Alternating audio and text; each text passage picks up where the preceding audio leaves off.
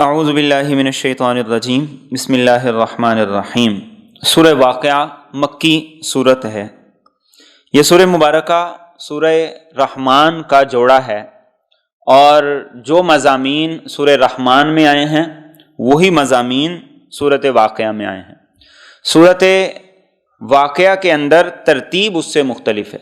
یہاں پر سب سے پہلے قیامت کا ذکر کیا گیا، پھر اس کے بعد ذکر کیا گیا دو قسم کے لوگ جو جنت میں جائیں گے، پھر ذکر کیا گیا ان لوگوں کا جو مجرم ہوں گے جہنم میں جائیں گے، پھر ذکر کیا گیا اس کائنات میں جو اللہ رب العزت کی قدرت کی نشانیاں ہیں ان کا، پھر قرآن کا ذکر کیا گیا، پھر آخر میں نیک لوگوں کا انجام کیا ہوگا اس کا ذکر کیا گیا ہے۔ اور یہ وہ صورت ہے جس کو رسول اکرم صلی اللہ علیہ وسلم نے فرمایا کہ جو آدمی رات کو سورۃ واقعہ کی تلاوت کرے گا وہ کبھی بھی تنگ دستی کا شکار نہیں ہوگا، کبھی بھی محتاج نہیں ہوگا۔ اور آپ صلی اللہ علیہ وسلم نے ایک حدیث طیبہ میں یہ فرمایا کہ اپنی اولاد کو سورۃ واقعہ سناؤ، اپنی اولاد کو سورۃ واقعہ سکھاؤ۔ اور ایک حدیث طیبہ میں آپ نے فرمایا اپنی بیٹیوں کو سورۃ واقعہ سکھاؤ، اس لیے کہ یہ دولت اور ثروت والی صورت ہے۔ اور حدیث کو روایت کرنے والے تھے عبداللہ بن مسعود رضی اللہ تعالیٰ عنہ۔ صحابہ کی زندگی میں آپ کے فرمان کا اثر کیا ہوتا تھا؟ آپ اپنی زندگی کے آخری ایام میں جب بڑے شدید بیمار ہوئے تو عثمان غنی رضی اللہ تعالیٰ عنہ اس وقت امیر المومنین تھے، خلیفہ تھے، وہ عیادت کے لیے آئے تو انہوں نے آ کر ان سے یہ سوال کیا کہ آپ کو کیا بیماری ہے، کیا تکلیف ہے؟ تو وہ کہنے لگے کہ مجھے جو بیماری اور تکلیف ہے وہ میرے گناہ ہیں۔ عثمان غنی رضی اللہ تعالیٰ عنہ نے سوال کیا کس چیز کی طلب ہے، کس چیز کی خواہش ہے؟ تو فرمانے لگے اپنے رب کی رحمت کی طلب اور خواہش۔ عثمان غنی نے کہا کہ آپ کہیں تو کوئی ڈاکٹر بلا دیں؟ تو وہ کہنے لگے جو سب سے بڑا طبیب ہے وہ میرا رب ہے، اسی نے تو مجھے بیمار کیا۔ تو عثمان غنی رضی اللہ تعالیٰ عنہ نے کہا آپ کہیں تو آپ کا وظیفہ لگا دوں تاکہ آپ کے بعد آپ کی بیٹیاں محتاج نہ ہوں، در بدر نہ پھریں۔ آج سب سے زیادہ فکر مند کون ہوتا ہے؟ جس کی صرف بیٹیاں ہی بیٹیاں ہوتی ہیں۔ تو عثمان غنی رضی اللہ تعالیٰ عنہ نے فرمایا کہ اس کی بھی کوئی ضرورت نہیں، اس لیے کہ رسول اکرم صلی اللہ علیہ وسلم سے میں نے یہ سنا کہ دولت اور ثروت والی صورت وہ صورت واقعہ اپنی اولاد کو سکھاؤ، اپنی بیٹیوں کو سکھاؤ۔ میں نے سب کو سکھا دی ہے، مجھے پورا یقین ہے ان میں سے کوئی بھی زمانے میں کسی کا محتاج نہیں ہوگا۔ سبحان اللہ، یہ صحابہ کا یقین ہوتا تھا کہ وہ دنیا کی دولت کے مقابلے میں یہ سمجھتے تھے کہ جو ہمارے نبی ہمیں وظیفہ بتا گئے ہیں اس سے زیادہ دولت اور ثروت کسی چیز سے نہیں آ سکتی۔ آج ہم کہتے ہیں ہمیں بیٹیوں کے نصیب سے ڈر لگتا ہے، یہ بھی ہمارا ڈرامہ ہے۔ کیا بیٹے سارے کے سارے بڑے اعلیٰ نصیب لے کے آتے ہیں؟ باپ کو ذلیل کرنے والے یہ بیٹے ہی تو ہوتے ہیں، بیٹیاں کب باپ کو ذلیل کرتی؟ یہ ہماری ڈرامے بازی ہے۔ اور مائیں بچپن سے جہیز جوڑنا شروع کرتی ہیں، اپنی بیٹیوں کے لیے سارا کچھ کرتی ہیں، لیکن جو کرنا چاہیے وہ نہیں کرتی۔ آج سب کچھ ہم اپنی بیٹیوں کو دینے کے باوجود آخر کیوں پریشان ہیں؟ بیٹیوں کے مسائل میں ہر آدمی گرا ہوا کیوں ہے؟ اس کی بنیادی وجہ یہ ہے جو تعلیم اور تربیت میرے اور آپ کے ذمے تھی وہ ہم نے ان کو نہیں دی، اور جو ہمارے ذمے نہیں تھا ہم اس میں لگے رہے، تو اس کی وجہ سے مختلف قسم کے مسائل کا ان کو سامنا کرنا پڑا۔ تو اللہ کے رسول صلی اللہ علیہ وسلم اس صورت کے بارے میں کیا فرمایا؟ آپ نے فرمایا اپنے بیٹوں کو بھی سکھاؤ، بیٹیوں کو بھی سکھاؤ، اور یہ دولت اور ثروت کی صورت ہے۔ اس لیے ہمارے معمولات میں اس سورہ مبارکہ کی تعلیم بھی ہونی چاہیے، اپنی اولاد کو بھی سکھائیں اور اس کو روزانہ تلاوت بھی کریں اور اس کو پڑھیں۔ بسم اللہ الرحمن الرحیم۔ فرمایا اذا وقعت الواقعہ، جب واقع ہونے والی قیامت واقع ہو جائے گی، لیس لوقعتھا کاذبہ، اس کے واقع ہونے میں کچھ جھوٹ نہیں ہے، خافضۃ الرافعہ، وہ نیچا کرنے والی ہے، اونچا کر دینے والی ہے۔ اذا رجت الارض رجا، جب زمین خوب اچھی طرح ہلا دی جائے گی، وبست الجبال بسا، اور پہاڑ ٹوٹ کر ریزہ ریزہ ہو جائیں گے، فکانت ہباء منبثا، پھر وہ غبار بن کر اڑنے لگیں گے۔ یہ قیامت کا اندوہناک منظر ہے۔ فرمایا کہ وہ آ کے رہے گی، اس کو آنے سے کوئی نہیں روک سکتا، اور اس کا آنا جھوٹ بھی نہیں ہے۔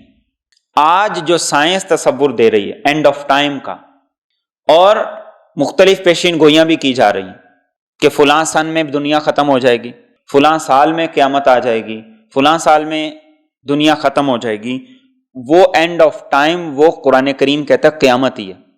اور جب قیامت آئے گی تو کیا ہوگا؟ خافضۃ الرافعہ۔ دنیا میں ایک نیک، ایماندار، شریف آدمی، اس کی بظاہر کوئی قدر و وقت نہیں ہوتی، کوئی ویلیو نہیں ہوتی۔ ایک بدماش، ڈاکو، ڈکیت، چور اچکا اور لوگوں کے حق دبانے والا، بس اوقات اس کو ظاہری طور پر بڑا پروٹوکول مل رہا ہوتا ہے، بڑی اوگت ہو رہی ہوتی ہے۔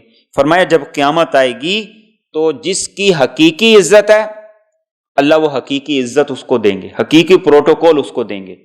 اور جو دنیا میں جھوٹی عزتوں کے دعوے کر کے نام نہاد جھنڈے انہوں نے اپنی عزتوں کے بلند کیے ہوئے تھے، قیامت کے دن اللہ رب العزت ان کو ذلیل کر دیں گے، یعنی حقیقت سب کے سامنے کھل کے آ جائے گی۔ اور فرمایا کہ قیامت جب آئے گی تو زمین کے کسی ایک حصے پہ زلزلہ نہیں آئے گا۔ آج زلزلہ کسی ایک حصے پہ آتا ہے، اور یہ اللہ کی طرف سے تنبیہ ہے کہ ایک دن وہ آئے گا جب ساری زمین پہ زلزلہ آ جائے گا۔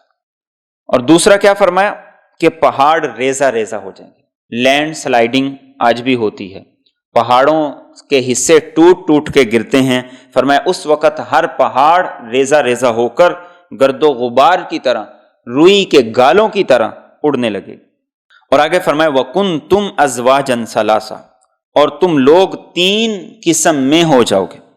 فَأَصْحَابُ الْمَيْمَنَةِ، تو دائیں ہاتھ والے، مَا أَصْحَابُ الْمَيْمَنَةِ، کیا ہی خوش قسمت ہیں دائیں ہاتھ والے۔ وَأَصْحَابُ الْمَشْأَمَةِ، اور بائیں ہاتھ والے، مَا أَصْحَابُ الْمَشْأَمَةِ، کیا ہی بدقسمت ہوں گے بائیں ہاتھ والے۔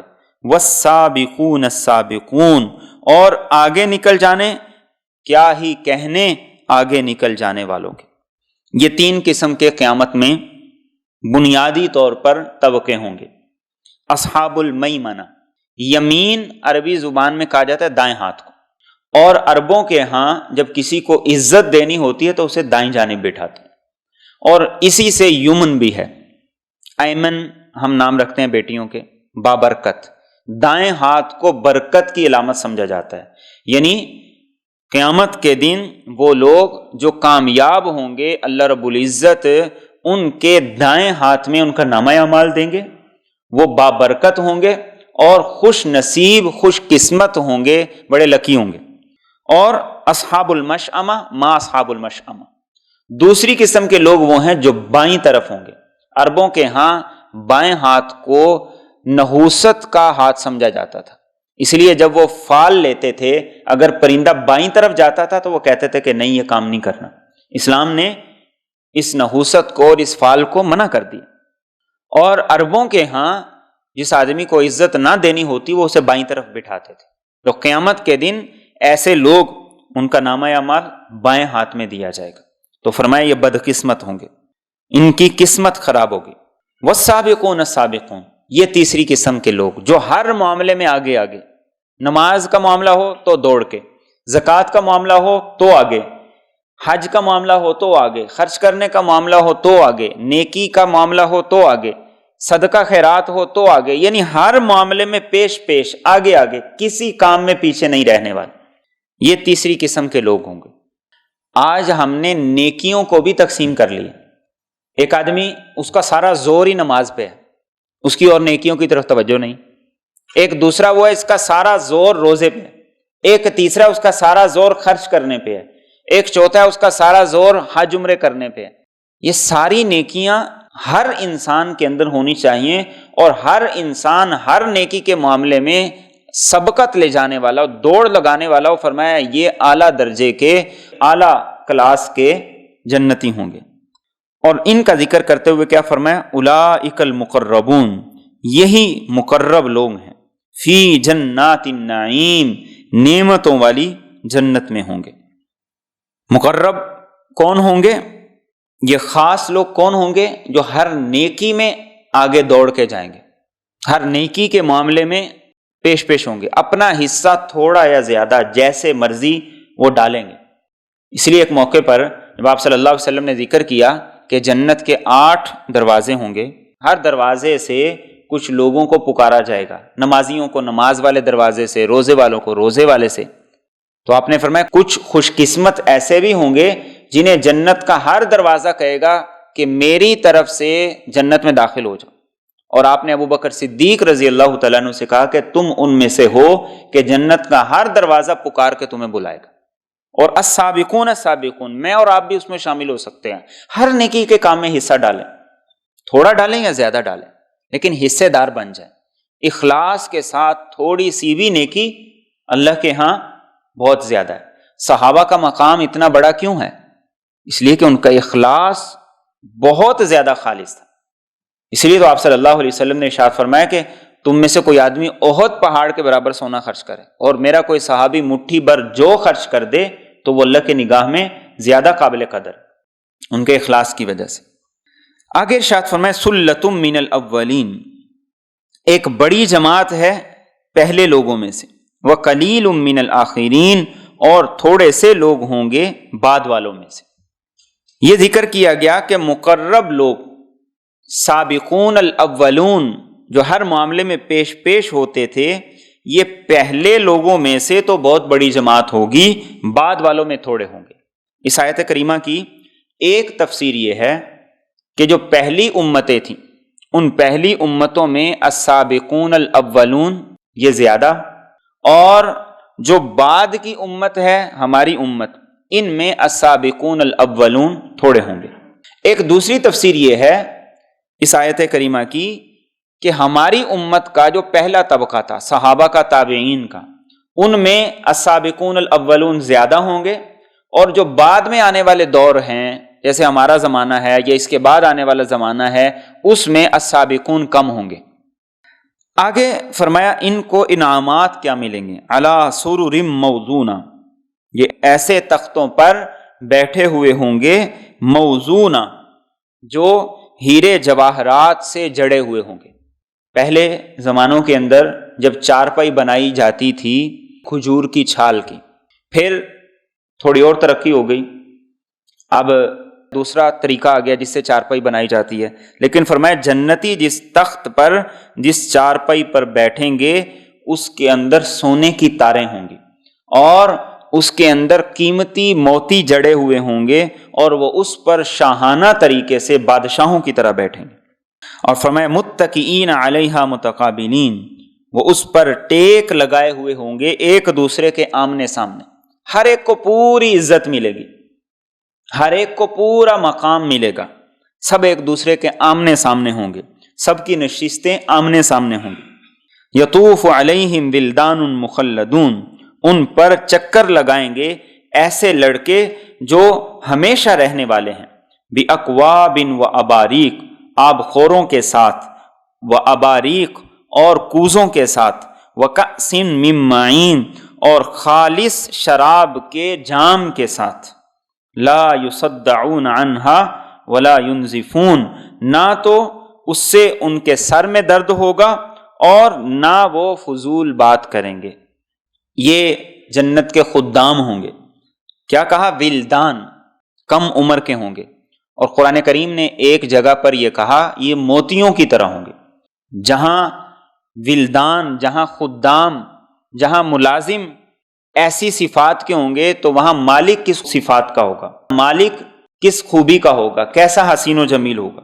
اور فرمایا ان کے پاس مختلف طرح کے برتن ہوں گے، باکواب، اکواب کوب کی جمع ہے، اور یہ اس برتن کو کہا جاتا ہے کہ جس برتن کو پکڑنے کے لیے کوئی مٹھی وغیرہ نہیں بنی ہوتی، جیسے ہمارے ہاں پہلے پیالیاں ہوا کرتی تھی، یا جیسے گلاس ہوا کرتا ہے۔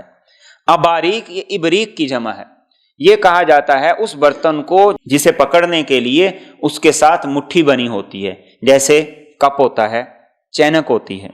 اور کاس، یہ اس جام کو کہا جاتا ہے جو خاص طور پر شراب پینے کے لیے بنایا جاتا ہے۔ لیکن فرمایا جنت کی شراب ہوگی، اور کیسی ہوگی؟ لا یصدعون عنہا ولا ینزفون، نہ تو سر درد ہوگا اور نہ پی کر انسان گالی گلوچ کرے گا، فضول بات کرے گا۔ اور آگے فرمایا وفاکہۃ مما یتخیرون، اور پھل ہوں گے جو وہ پسند کریں گے، ولحم طیر، اور پرندوں کا گوشت ہوگا، مما یشتہون، اس قسم کا جس کا ان کا جی چاہے گا۔ یہ جنت کی نعمتوں کا ذکر۔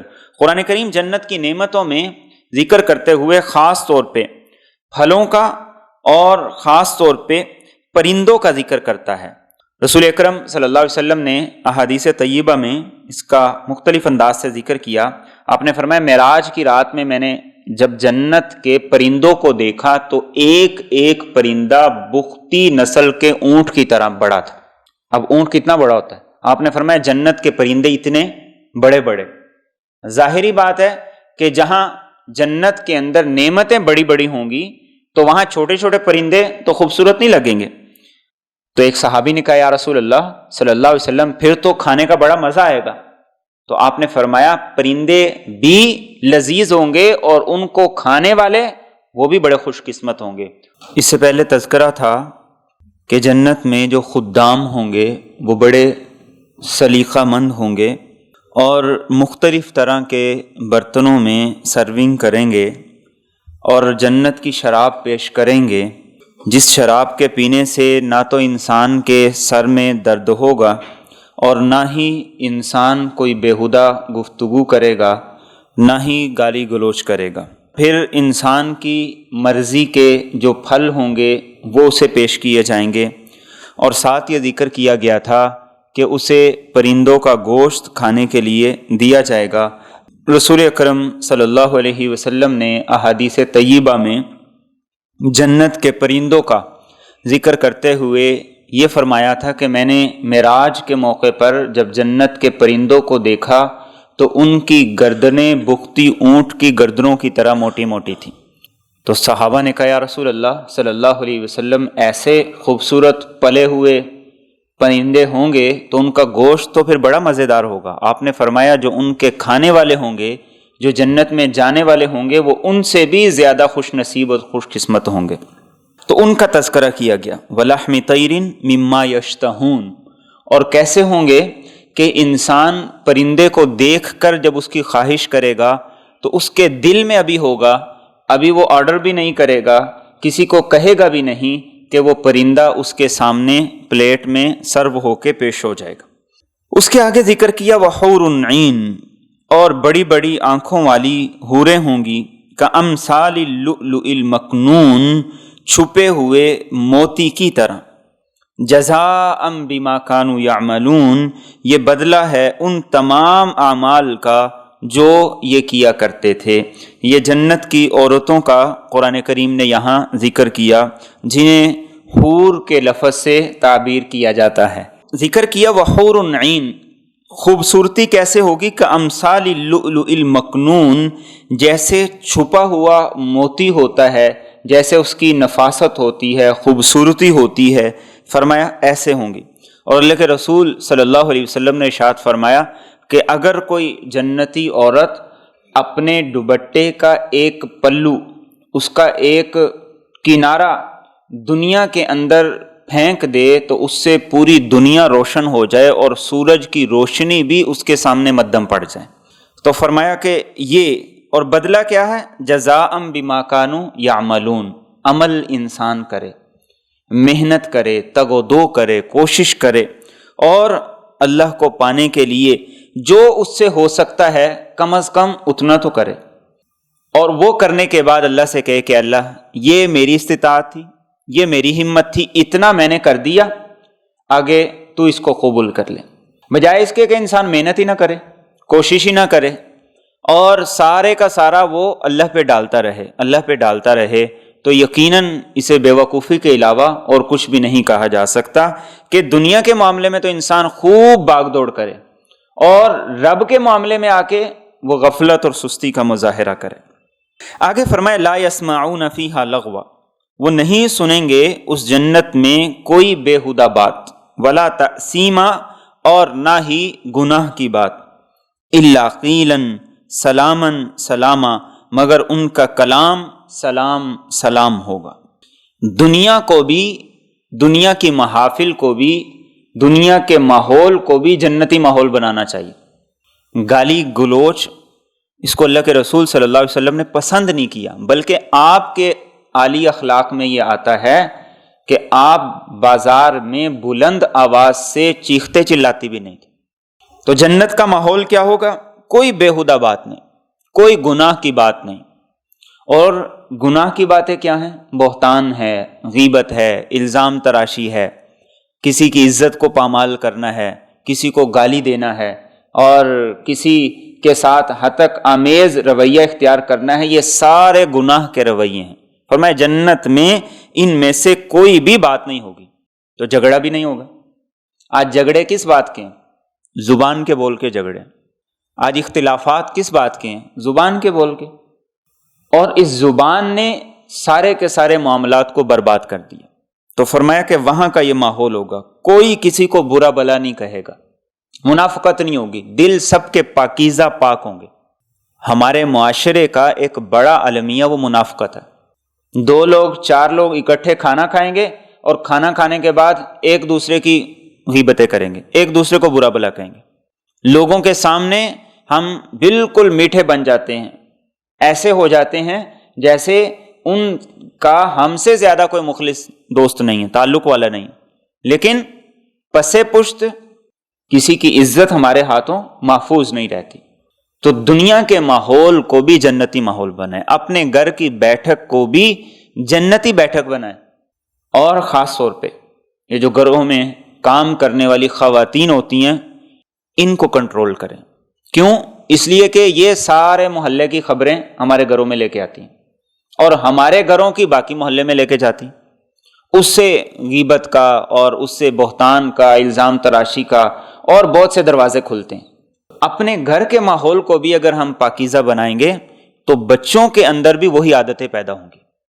کوئی بڑے بڑے لیکچر سے ہمارے بچے نہیں سمجھیں گے، ہمارے گھر کے ماحول سے ہمارے بچوں کی اصلاح ہوگی۔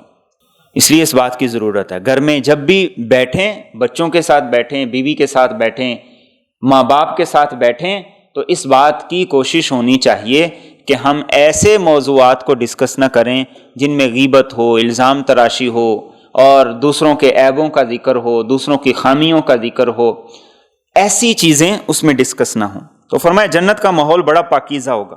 کیا ہوگا؟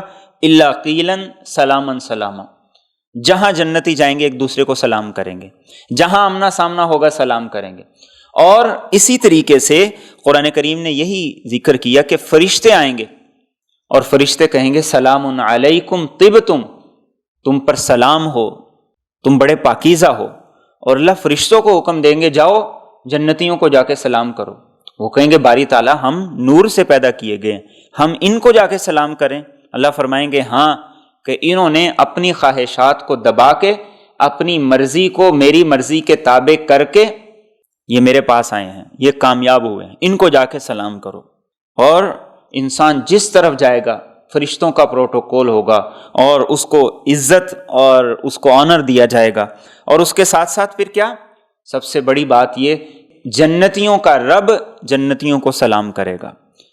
وہ منظر ایسا ہوگا، اللہ کے رسول صلی اللہ علیہ وسلم نے ارشاد فرمایا کہ جنتی جب اپنے رب کا دیدار کریں گے تو جنت کی ہر نعمت کو بھول جائیں گے۔ تو یہ ہے سلام قولا من رب الرحیم۔ تو سلام کا ماحول ہوگا۔ دنیا میں بھی کوشش کریں، گھروں میں بچوں کو عادی بنائیں، آتے جاتے، گھر میں داخل ہوتے، گھر سے نکلتے سلام کے عادی بنیں۔ فون اٹھائیں، فون بند کریں، اس وقت بھی سلام ہو، راستے میں آتے جاتے۔ یہ وظیفہ بھی ہے، یہ دعا بھی ہے، یہ اللہ کا نام بھی ہے۔ اور آپ نے ارشاد فرمایا کہ سلام یہ وہ وظیفہ ہے کہ جس کے ذریعے سے اللہ رب العزت گھروں میں برکتیں عطا کرتے۔ برکت کا آسان سا وظیفہ ہے، السلام علیکم ورحمۃ اللہ وبرکاتہ، دعا بھی ہے۔ اور اللہ کے ناموں میں سے ایک خوبصورت نام ہے السلام، یہ اللہ کا نام ہے۔ تو جتنا زیادہ ہماری زبانوں پہ ہوگا اتنا زیادہ گویا کہ یہ ذکر میرے اور آپ کی زبان پہ۔ اور جب ہم دوسرے کو کہتے ہیں السلام علیکم ورحمۃ اللہ تو دوسرا ہمیں جواب نہ بھی دے لیکن ہماری دعا کے جواب میں فرشتہ ہمیں وعلیکم السلام کہہ دیتا ہے. تو دنیا کا ماحول بھی ایسا ہو. تو یہاں تک ذکر تھا ان لوگوں کا جو پہلی کیٹیگری کے ہوں گے، مقرب لوگ، سابقون الاولون ہوں گے. آگے تذکرہ کیا دوسرے طبقے کا، فرمایا واصحاب الیمین، اور دائیں ہاتھ والے. ما اصحاب الیمین، کیا ہی خوش قسمت ہیں دائیں ہاتھ والے. یمین کا میں نے ذکر کیا تھا، یا تو اس سے مراد ہے کہ وہ لوگ جن کا نامہ اعمال دائیں ہاتھ میں دیا جائے گا، یا اس سے مراد ہے وہ لوگ جو کہ خوش قسمت ہیں. فرمایا ان کی خوش قسمتی کے کیا ہی کہنے. فی صدر مخضود، ایسی بیریوں میں جو بغیر کانٹے کے ہوں گی. وطلح منضود، اور کیلے جو تہ بتہ لگے ہوئے ہوں گے. وظل ممدود، اور لمبے لمبے سایوں میں. وماء مسکوب، اور بہتے ہوئے پانی میں. وفاکہۃ کثیرہ، اور بہت سے پھلوں میں. لا مقطوعۃ ولا ممنوعہ، جو نہ ختم ہوں گے اور نہ ہی ان سے روکا جائے گا. وفرش مرفوعہ، اور اونچے اونچے تختوں میں ہوں گے. یہ ان کی جنت کا ایک منظر اللہ رب العزت نے کھینچا ہے کہ کیسا خوبصورت منظر ہوگا. دنیا میں بیری کے درخت ہوتے ہیں لیکن ان کے ساتھ کانٹے بہت زیادہ ہوتے ہیں.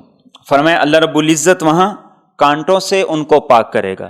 اور یہ میں نے پہلے بھی ذکر کیا کہ نام یہاں جیسے ہوں گے لیکن ان کا ٹیسٹ، ان کا ذائقہ، کوالٹی، خوبصورتی، رنگت، وہ ساری ایسی ہوگی کہ جو انسان کی سوچ میں نہیں آ سکتی. اور فرمایا کہ لمبے لمبے سائے ہوں گے، کیلے تہ بتہ لگے ہوئے ہوں گے. اور کتنا لمبا سایہ ہوگا، اللہ کے رسول صلی اللہ علیہ وسلم نے ارشاد فرمایا کہ عربی نسل کا گھوڑا 500 سال تک کسی درخت کے سائے میں دوڑتا رہے تو اس کا سایہ ختم نہ ہو. آپ اندازہ کریں کتنا بڑا درخت ہوگا جس کا سایہ اتنا ہوگا. اور ایک نہیں ہوں گے، کئی درخت ہوں گے. اور کیا فرمایا، ماء مسکوب، آبشاریں بہہ رہی ہوں گی. وفاکہۃ کثیرہ لا مقطوعۃ ولا ممنوعہ، اور بہت سے پھلوں کا کھانا یہ ایک الگ ذائقہ رکھتا ہے. لیکن اگر پھل ایک خاص انداز سے، خاص سلیقے سے لگائے گئے ہوں، ان کا دیکھنا یہ ایک الگ لذت رکھتا ہے. تو فرمایا وہاں پر بہت سے پھل ہوں گے اور ایسا نہیں کہ جو ختم ہو جائیں گے. دنیا کا نظام کیا ہے، ایک پھل ختم ہوتا ہے پھر اگلے سیزن تک انتظام کرنا پڑتا ہے، انتظار کرنا پڑتا ہے. ولا ممنوع، روکے گا بھی کوئی نہیں. آج دنیا میں انسان کھانا بھی چاہے ڈاکٹر ویسے ہی بند کر دیں کہ اس میں بھی شوگر ہے، اس میں بھی شوگر ہے، اس میں بھی مسئلہ ہے، اس میں بھی مسئلہ ہے. وہاں ہوگا لا ممنوع، کوئی نہیں روکے گا، جتنا چاہتے ہو جو چاہتے ہو کھاؤ. اور کیا فرما، اونچے اونچے تخت ہوں گے. اللہ کے رسول صلی اللہ علیہ وسلم نے ارشاد فرمایا کہ جنتیوں کے جو تخت ہوں گے وہ اتنی اونچائی پر لگے ہوں گے کہ 500 سال کی مسافت ہوگی. کیونکہ وہاں کا جو نظام اور وہاں کا جو سارے کا سارا بناوٹ اور ساری چیزیں وہ جنت کے اعتبار سے ہوں گی. تو فرمایا اونچے تختوں پر ہوں گے. آگے فرمایا انا انشأناہن انشاء، یقیناً ہم نے پیدا کیا ہے ان کی عورتوں کو ایک نئے سرے سے پیدا کرنا. فجعلناہن ابکارا، تو ہم نے ان کو کواریاں بنا دی. عرباً اترابا، اور شوہر کی پیاریاں اور ہم عمر. لاصحاب الیمین، دائیں ہاتھ والوں کے لیے. اللہ کے رسول صلی اللہ علیہ وسلم سے ام سلمہ رضی اللہ تعالیٰ عنہ نے جب اس آیت کی تفسیر پوچھی تو آپ نے اس کی تفسیر میں یہ فرمایا کہ وہ عورتیں جو دنیا میں کسی طرح بھی دنیا سے چلی گئی، تو آپ نے فرمایا جب یہ جنت میں جائیں گی تو اللہ رب العزت ان کو دوبارہ پھر جوانی عطا کرے گا اور سدا جوان رہیں گی. اور کیا فرمایا، عرباً اترابا، یعنی وہ تمام خوبیاں اس عورت کے اندر ہوں گی کہ وہ شوہر کو چاہنے والی ہوں گی، اور ساتھ کیا، ہم عمر ہوں گی. ہم عمر ہونے سے دو مراد ہیں. ایک مراد یہ کہ وہ آپس میں ہم عمر ہوں گی، اور ایک مراد یہ ہے کہ خاوند کے ہم عمر ہوں گی. اللہ کے رسول صلی اللہ علیہ وسلم نے ارشاد فرمایا جنتی جب جنت میں جائیں گے تو سب کی عمر 33 سال کی ہوگی، اور سب خوبصورت جسم کے ہوں گے، جسم پر کوئی بال نہیں ہوگا، اور آنکھوں میں سرمگی قسم کی آنکھیں ہوں گی، تو وہاں فرمایا کہ ان کی بیویاں وہ بھی ہم عمر ہوں گی۔ ایک خاتون بوڑھی اللہ کے رسول صلی اللہ علیہ وسلم کے پاس آئی، کہا دعا کر دیجئے میں جنت میں جاؤں، تو آپ نے فرمایا کہ کوئی بوڑھی عورت جنت میں نہیں جائے گی۔ آپ یہ فرما کے مسجد میں چلے گئے۔ جب آپ واپس تشریف لائے تو وہ عورت جا چکی تھی۔ حضرت عائشہ رضی اللہ تعالیٰ عنہ کہنے لگی یا رسول اللہ صلی اللہ علیہ وسلم، وہ آئی تھی، آپ نے تو اس کو پریشان کر دیا کہ کوئی جنتی عورت، کوئی بوڑھی عورت جنت میں نہیں جائے گی، تو وہ تو بڑی پریشان ہو کر چلے گی۔ تو آپ نے فرمایا بالکل میں نے درست کہا، جو بھی عورت جنت میں جائے گی اللہ رب العزت اسے دوبارہ جوان کر کے جنت میں داخل کرے گا، اور وہ ہمیشہ اسی طرح جنت میں جوان رہیں گے۔ اور آگے کیا فرمایا؟ یہ سب کس کے لیے؟ لِأَصْحَابِ الْيَمِينَ، جس کا نامہ اعمال دائیں ہاتھ میں دیا جائے گا، جس کی نیکیوں کا پلڑا گناہوں کے پلڑے پر وزنی ہو جائے گا، جو خوش قسمت ہوں گے۔ آج ہم نے خوش قسمتی کے اپنے تصور بنا لی، مال سے، پیسے سے، عہدے سے، اختیارات سے، ظاہری شکل و صورت سے، جسم سے اور مختلف انداز سے۔ تو اللہ فرماتے ہیں اصل خوش قسمتی یہ ہے کہ انسان کو اس کا نامہ اعمال دائیں ہاتھ میں مل جائے، یہ خوش قسمتی۔ اس کے بعد پھر آگے جو زندگی شروع ہوگی وہ زندگی ہوگی کہ جس کے اندر کبھی بھی انسان کو موت نہیں آئے گی، جوانی ایسی ملے گی جس کے بعد کبھی بڑھاپا نہیں آئے گا، صحت ایسی ملے گی جس کے بعد کبھی بیماری نہیں آئے گی۔ اور آگے فرمایا سلۃ من الاولین، یہ پہلے لوگوں میں سے بہت بڑی جماعت ہوگی، وسلۃ من الآخرین، اور بعد والوں میں سے بھی ایک بہت بڑی جماعت ہوگی۔ اس کا مفہوم یہ ہے کہ ہماری امت کا جو پہلا طبقہ تھا جس میں صحابہ بھی ہیں، تابعین بھی ہیں، تبع تابعین بھی ہیں، ان میں وہ لوگ جن کو نامہ اعمال دائیں ہاتھ میں ملے گا بہت زیادہ ہوں گے، اور جو امت کا بعد والا طبقہ ہے ان میں بھی ایسے لوگ جن کو نامہ اعمال دائیں ہاتھ میں ملے گا بہت زیادہ لوگ ہوں گے۔ اللہ رب العزت ہمیں بھی ان لوگوں میں شامل فرمائے۔ اس کے بعد اب تیسری قسم کے لوگ ہیں، فرمایا وَأَصْحَابُ الشِّمَالِ، اور بائیں ہاتھ والے، ما اصحاب الشمال، کیا ہی بدقسمت ہوں گے بائیں ہاتھ والے۔ شمال عربی زبان کے اندر کہا جاتا ہے بائیں ہاتھ کو، تو چونکہ ان لوگوں کا نامہ اعمال ان کے بائیں ہاتھ میں دیا جائے گا اس لیے کہا گیا کہ یہ بائیں ہاتھ والے ہوں گے، اور یہ کیسے ہوں گے؟ بدقسمت ہوں گے۔ فی سموم و حمیم، گرم ہوا اور کھولتے ہوئے پانی میں، وظل من یحموم، اور سیاہ دھوئیں کے سائے میں، لا بارد ولا کریم، جو نہ ٹھنڈا ہوگا اور نہ ہی خوشنما ہوگا۔ یہ ان کی سزا بیان کی گئی کہ گرم تپتی ہوئی ہوا وہاں پر ہوگی، لو ہوگی، وہ حمیم، اور کھولتا ہوا گرم گرم پانی ہوگا جس کا قرآن کریم نے کہا کالمہل یشوی الوجوہ، اتنا گرم پانی ہوگا کہ جیسے ہی وہ پینے کے لیے منہ کے قریب کرے گا وہ منہ سارا جلس جائے گا، اور انسان کے اندر جب وہ جائے گا تو اندر کے سارے نظام کا وہ بیڑا غرق کر دے گا۔ وظل من یحموم، سایہ تو ہوگا لیکن وہاں دھواں ہی دھواں ہوگا، جہاں انسان کے لیے سانس لینا دشوار، بیٹھنا دشوار۔ آگے کیا فرمایا؟ انہم کانوا قبل ذلک مترفین، یقیناً یہ لوگ اس سے پہلے عیشوں میں پڑے ہوئے تھے۔ اللہ نے نعمت دی ہے، پیسہ دیا ہے، دولت دی ہے، صحت دی ہے، صلاحیتیں دی ہیں، یہ اس لیے نہیں دی کہ انسان ان کو الٹا استعمال کرے، یہ اس لیے دی ہیں کہ ان کو درست استعمال کیا جائے، ان کو صحیح مصرف میں لگایا جائے۔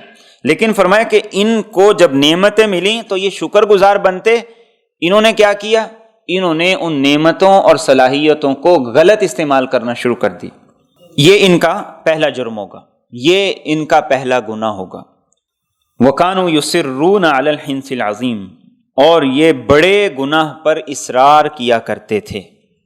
انسان ہے، غلطی انسان سے ہو جاتی ہے، گناہ انسان سے ہو جاتا ہے، بڑا بھی ہو جاتا ہے، چھوٹا بھی ہو جاتا ہے، لیکن اللہ کو کیا چیز بری لگتی ہے، کیا چیز ناپسند ہے؟ کہ انسان گناہ پر لگا رہے، گناہ کا عادی بن جائے، گناہ اس کے اندر رچ بس جائے کہ اس کے بغیر گزارا نہ ہو۔ فرمایا یہ اللہ کو بڑا ناپسند ہے، اور یہی چیز انسان کے دل کو سخت کرتی ہے۔ یہی چیز انسان کو ہدایت سے محروم کرتی ہے۔ اللہ کے رسول صلی اللہ علیہ وسلم نے ارشاد فرمایا ما اسر من استغفر ولو عاد 70 مرہ، آپ نے فرمایا کوئی آدمی کوئی گناہ 70 مرتبہ بھی کر لے، لیکن اگر وہ بار بار توبہ کرتا رہے تو ایسا آدمی گویا کہ ایسے ہے جیسے اس نے اپنے گناہ کو 70 مرتبہ دلوا لیا اور اس نے اس پر اصرار نہیں کیا، اس کی عادت نہیں اس کے اندر آئی۔ اس لیے اس بات کی ضرورت ہے، گناہ ہو جائے، غلطی ہو جائے، کوئی بھی چھوٹا یا بڑا، فوراً اللہ کی طرف رجوع کریں، فوراً استغفار کریں، شیطان کی محنت پہ پانی پھیریں، یہ ضروری ہے، ورنہ گناہ پر گناہ کرتے کرتے دل سخت ہو جائیں گے، اور یہاں تک کہ اللہ رب العزت پھر انسان کو ہدایت سے اور اپنی اطاعت سے دور کر دیتا ہے۔ اس لیے فرمایا کہ ان کا جرم کیا تھا؟ گناہوں کی لت لگ گئی تھی، گناہ کی عادت پڑ گئی تھی، اور اس کے بغیر ان کا گزارا نہیں ہوتا تھا۔ اور آگے فرمایا وَكَانُوا يَقُولُونَ، اور یہ کہا کرتے تھے أَإِذَا مِتْنَا وَكُنَّا تُرَابًا، کیا جب ہم مر جائیں گے اور ہو جائیں گے مٹی، وَعِظَامًا اور ہڈیاں، أَإِنَّا لَمَبْعُوثُونَ تو کیا ہم یقیناً البتہ دوبارہ اٹھائے جائیں گے، أَوْ آبَاؤُنَا الْأَوَّلُونَ اور کیا ہمارے باپ دادا کو بھی۔ یہ ان کا ایک تصور تھا، وہ کہتے تھے کہ بس انسان ختم، دنیا ختم، آگے کوئی زندگی نہیں، آخرت ہے ہی نہیں۔ تو وہ کہتے تھے یہ کیسے ہو سکتا ہے، ایک انسان مر گیا، فنا ہو گیا، ختم ہو گیا، اور اس کے جسم کے اعضاء وہ سارے کے سارے مٹی میں مل گئے، اور کہاں کہاں تک وہ انسان چلا گیا، یہ کیسے ہو سکتا ہے انسان دوبارہ زندہ ہو۔ اللہ رب العزت نے ان کی اس بات کے جواب میں آگے کچھ دلائل دیے۔ فرمایا قل، آپ یہ کہہ دیجئے، ان الاولین والآخرین، یقیناً پہلے بھی اور بعد والے بھی، لمجموعون البتہ اکٹھے کیے جائیں گے، الی میقات یوم معلوم، ایک مقرر دن کے وقت پر۔ یہ پہلی بات بتا دی کہ ایک دن آئے گا، اولین آخرین سب کے سب اللہ کی بارگاہ میں جمع ہوں گے، اور یہ کون سا دن ہوگا؟ جب دوسری مرتبہ سور پھونکا جائے گا اور سب کے سب اللہ کے سامنے پیش ہوں گے۔ اس کے بعد آگے جواب دیا دوسرا، چونکہ مشرکین کو ان سوالات کے جواب کئی بار دیے جا چکے تھے، اس لیے بعض صورتوں میں جواب کا جو لہجہ ہے وہ سخت ہوا کرتا تھا، تو یہاں پر وہ سخت لہجہ وہ اپنایا گیا۔ کیا فرمایا؟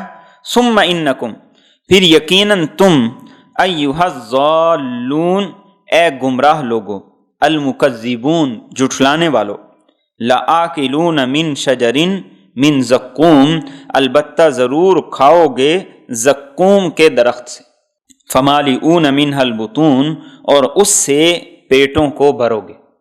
یعنی کہتے ہو کہ قیامت کب آئے گی؟ فرمایا تب آئے گی جس وقت تم زقوم کو کھا کھا کر اپنے پیٹ کو بھرو گے۔ دنیا میں بھی جسے ہم تھوہڑ کا درخت کہتے ہیں یا پنجابی میں کوڑ تما کہتے ہیں، آپ میں سے بھی کسی کو تجربہ ہوا ہوگا، اتنا کڑوا ہوتا ہے کہ اگر اس کا پھل انسان ایڑی کے نیچے رکھے تو زبان تک اس کی کڑواہٹ محسوس ہوتی ہے۔ فرمایا کہ جہنم کے لوگوں کو یہ کھانے کے لیے دیا جائے گا، اور اللہ کے رسول صلی اللہ علیہ وسلم نے ارشاد فرمایا کہ اگر اس کا ایک قطرہ اس دنیا میں پھینک دیا جائے تو دنیا میں لوگوں کی زندگی اجیرن ہو جائے، اور ایک دوسری حدیث میں آپ نے فرمایا کہ ایک قطرہ سمندروں میں ملا دیا جائے تو سارے سمندر کڑوے ہو جائیں۔ تو فرمایا تم اس کو کھاؤ گے، اور یہ نہیں کہ صرف چکھو گے بلکہ اس سے اپنے پیٹ کو بھرو گے، اللہ اندر ایسی اس کی تڑپ پیدا کر دے گا۔ اور آگے فرمایا فشاربون علیہ من الحمیم، اور اس پر پیو گے کھولتا ہوا گرم پانی، فشاربون شرب الہیم، اور پیو گے جیسے پیاسے اونٹ پانی پیتے ہیں، ھذا نزلہم یوم الدین، یہ ان کی پہلی مہمانی ہوگی قیامت کے دن۔ اب جب یہ کھائیں گے کڑواہٹ محسوس ہوگی تو پینے کے لیے پانی کی طرف دوڑیں گے، اور جب پانی کی طرف دوڑیں گے تو فرمایا کہ وہ کھولتا ہوا گرم پانی ہوگا۔ اب دنیا میں انسان اپنے مزاج سے زیادہ گرم پانی نہیں پی سکتا، ایک طبیعت ہے انسان کی، کوئی تھوڑا گرم پیتا ہے، کوئی زیادہ پیتا ہے، اور اگر اس سے تھوڑا سا زیادہ ہو انسان چھوڑ دیتا ہے، فرمایا وہاں چھوڑنے کی گنجائش کوئی نہیں ہوگی، بلکہ ایسے پیو گے جیسے پیاسا اونٹ پانی پیتا ہے۔ اونٹ کے بارے میں معروف ہے کہ اونٹ کئی کئی دن تک پیاسا رہ لیتا ہے، لیکن جب اس کے سامنے پانی رکھا جاتا ہے تو پھر وہ اطمینان سے نہیں پیتا، وہ لمبے لمبے گھونٹ لے کر اور بغیر سانس لیے پانی پیتا ہے۔ تو فرمایا وہ کھولتا ہوا گرم پانی اس دن تم پیاسے اونٹوں کی طرح پیو گے۔ اور اس سے بڑھ کر جو اگلی بات فرمائی، ھذا نزلہم یوم الدین، نزل کا ہم سادہ زبان میں ترجمہ کر سکتے ہیں ایپیٹائزر۔ مہمان جب آتا ہے، ہم آتے ہی اس کو کھانے سے پہلے پانی کا گلاس، دودھ کا گلاس، جوس جو بھی سرو کرتے ہیں، یا ریسٹورنٹ میں ہم کھانا کھانے جاتے ہیں تو کھانے سے پہلے جو بھی ہم چیز لگواتے ہیں وہ ہوتا ہے عربی زبان میں نزل، یعنی جس کے عذاب کا آغاز اتنی سخت سزا سے ہو رہا ہے، اس کا اگلا عذاب وہ کتنا شدید ہوگا۔ اللہ کے رسول صلی اللہ علیہ وسلم نے ایک حدیث میں فرمایا کہ جہنم والوں کے جسم کو اللہ بڑا کر دے گا، اور اتنا بڑا کرے گا کہ احد پہاڑ کے برابر ایک کی داڑھ ہوگی۔ کس لیے؟ کہ اس نے اللہ کی ایک نعمت نہیں، ہزاروں نعمتوں کا انکار کی، اللہ کے ایک حکم نہیں، ہزاروں احکام کا انکار کی، اور ایک صلاحیت نہیں، ہزاروں صلاحیتوں کو غلط مصرف کے اندر لگا دی۔ اس کے بعد آگے اللہ رب العزت دلائل ذکر کر رہے ہیں، اور یہ دلائل دو چیزوں پر ہیں، ایک ہے اللہ کی توحید پر اور دوسرا ہے آخرت پر۔ ان دلائل سے یہ ثابت کیا جا رہا ہے کہ اللہ وحدہ لا شریک ہے۔ دوسری بات یہ ثابت کی جا رہی ہے، تم کہتے ہو کہ قیامت کیسے ہوگی، انسان دوبارہ کیسے زندہ ہوگا، تو دوسری بات ان میں یہ ذکر کی جا رہی۔ سب سے پہلے فرمایا نحن خلقناکم، ہم نے تمہیں پیدا کیا، فلولا تصدقون، تو تم تصدیق کیوں نہیں کرتے ہو۔ یہ پہلی بات ہے کہ تمہیں پہلی مرتبہ ہم ہی نے پیدا کیا نا، تو پھر آخر یہ کیوں نہیں مان لیتے کہ وہ رب تمہیں دوبارہ بھی پیدا کر سکتا ہے، اور دوبارہ بھی پیدا کر سکتا ہے، اس پر مزید دلیل دی۔ فرمایا افرأیتم ما تمنون، کیا بھلا تم نے دیکھا اس نطفے کو جسے تم عورتوں کے رحم میں ڈالتے ہو، اانتم تخلقونہ، کیا تم اسے پیدا کرتے ہو، ام نحن الخالقون، یا ہم پیدا کرتے ہیں۔ یہ دلیل ہے توحید پر بھی، اور دلیل ہے آخرت میں دوبارہ زندہ کرنے پر بھی، کہ ایک ناپاک قطرہ ہے پانی کا، اور اس کے اندر ایک جرثومہ ہے جو خوردبین کے بغیر نظر نہیں آتا، جب وہ عورت کے جرثومے سے ملتا ہے تو ایک سیل کی صورت اختیار کرتا ہے، وہ بھی خوردبین کے بغیر نظر نہیں آتا۔ فرمایا یہ بتاؤ کہ اس کو صلاحیتیں، شکل و صورت، رنگ، اور اس کے اندر ساری کی ساری چیزیں یہ کس نے پیدا کی؟ دنیا کی کون سی طاقت ہے جو ان دونوں کو ملا کر ایک انسان کو وجود دیتی؟ اور پھر انسان بھی یکدم نہیں، مختلف مراحل سے گزر کر۔ قرآن کریم میں اللہ یہ فرماتے ہیں فی بطون امہاتکم خلقا من بعد خلق فی ظلمات ثلاث، ایک مرحلے کے بعد دوسرا، دوسرے کے بعد تیسرا، اور اس کے بعد اگلا مرحلہ، اور پھر جب وقت پورا ہو گیا تو دنیا میں آنے کا نظام بھی اس نے بنا دی۔ فرمایا یہ بتاؤ کہ اس کے اندر زندگی کس نے رکھی، صلاحیتیں کس نے رکھی، اور رنگ و نسل میں کیسا ہوگا، قد کاٹ میں کیسا ہوگا، اور آگے چل کے اس کا معاشرے پہ کیا اثر ہوگا، یعنی ایک ایک وہ چیز ان کے بارے میں تم بتاؤ یہ کس نے کیا؟ کیا ماں باپ کرتے ہیں، یا ڈاکٹر کرتے ہیں، یا نبی کرتے ہیں، یا ولی کرتے ہیں؟ وہ بھی اسی پروسیس سے ہو کے پیدا ہوتے ہیں۔ تو فرمایا کون ہے جس نے اس پروسیس کے ذریعے سے انسان کو پیدا کیا، تم یا ہم؟ تو اس کے جواب میں کیا کہنا چاہیے؟ بلا انت یا رب، یقیناً اے اللہ تو ہی ہے، تو ہی ہے، کہ تیرے علاوہ کوئی نہیں جو یہ کر سکے۔ دنیا میں بھی پینٹنگز ہوتی ہیں، ان کے مقابلے ہوتے ہیں، بڑی بڑی مہنگی پینٹنگز بکتی ہیں، لیکن ہر پینٹنگ کو بنانے کے لیے روشنی چاہیے ہوتی ہے۔ اللہ بغیر روشنی کے یہ انسان کی پینٹنگ بناتا ہے. ہر پینٹنگ کو بنانے کے لیے کوئی اس کے سالڈ قسم کی، کوئی مضبوط قسم کی طے ہونی چاہیے جس پہ کوئی شکل بنے، کوئی صورت بنے. لیکن اللہ پانی کے قطرے پر اور اس کے بھی 1000ویں حصے پر اللہ رب العزت انسان کی پینٹنگ کرتا ہے. اب پانی پہ کوئی تصویر بن سکتی ہے، اور پھر اس سے انسان کی ہڈیاں بھی، اس کا جسم بھی، اس کا گوشت بھی، صلاحیتیں بھی. پر میں کون کر رہا؟ تم کر سکتے ہو؟ دنیا میں کوئی اور طاقت ہے جو یہ کر سکے؟ فرمایا نہیں، ہم ہی پیدا کر رہے ہیں. تو جو اتنے لمبے پروسیس میں ڈال کے تمہیں پیدا کر رہا ہے، تمہیں وجود دے رہا ہے، اور اس کے اندر کسی اور کا کوئی عمل دخل نہیں ہے، تو پھر تم یہ کیسے کہہ سکتے ہو کہ میرا جسم میری مرضی؟ کیسے کہہ سکتے ہو؟ یہ کیسے کہہ سکتے ہو میں خود مختار ہوں، مجھے کوئی پوچھنے والا نہیں ہے، میری زندگی میں جیسے مرضی گزاروں؟ کیسے کہہ سکتے ہو؟ میں آزاد ہوں، مجھ سے کوئی نہ سوال کرے. ایک مسلمان کا نظریہ اور یہ سوچ کیسے ہو سکتی ہے کہ اس کا رب پوچھتا ہے کہ تم باہر کی دنیا کو چھوڑو، اپنے آپ پہ غور کرو. آج ایسے بے شمار نادان لوگ ہیں جو خود یہ کہتے ہیں کہ اس دنیا میں رب کہاں ہے. یعنی انسان اپنے پروسیس کو بھی وہ بھول گیا. اللہ کہتے ہیں کہ اگر رب کو پہچاننا ہے صرف اپنے پروسیس کو دیکھ لو. اور آج تو ہم اس سے آگے چلے گئے.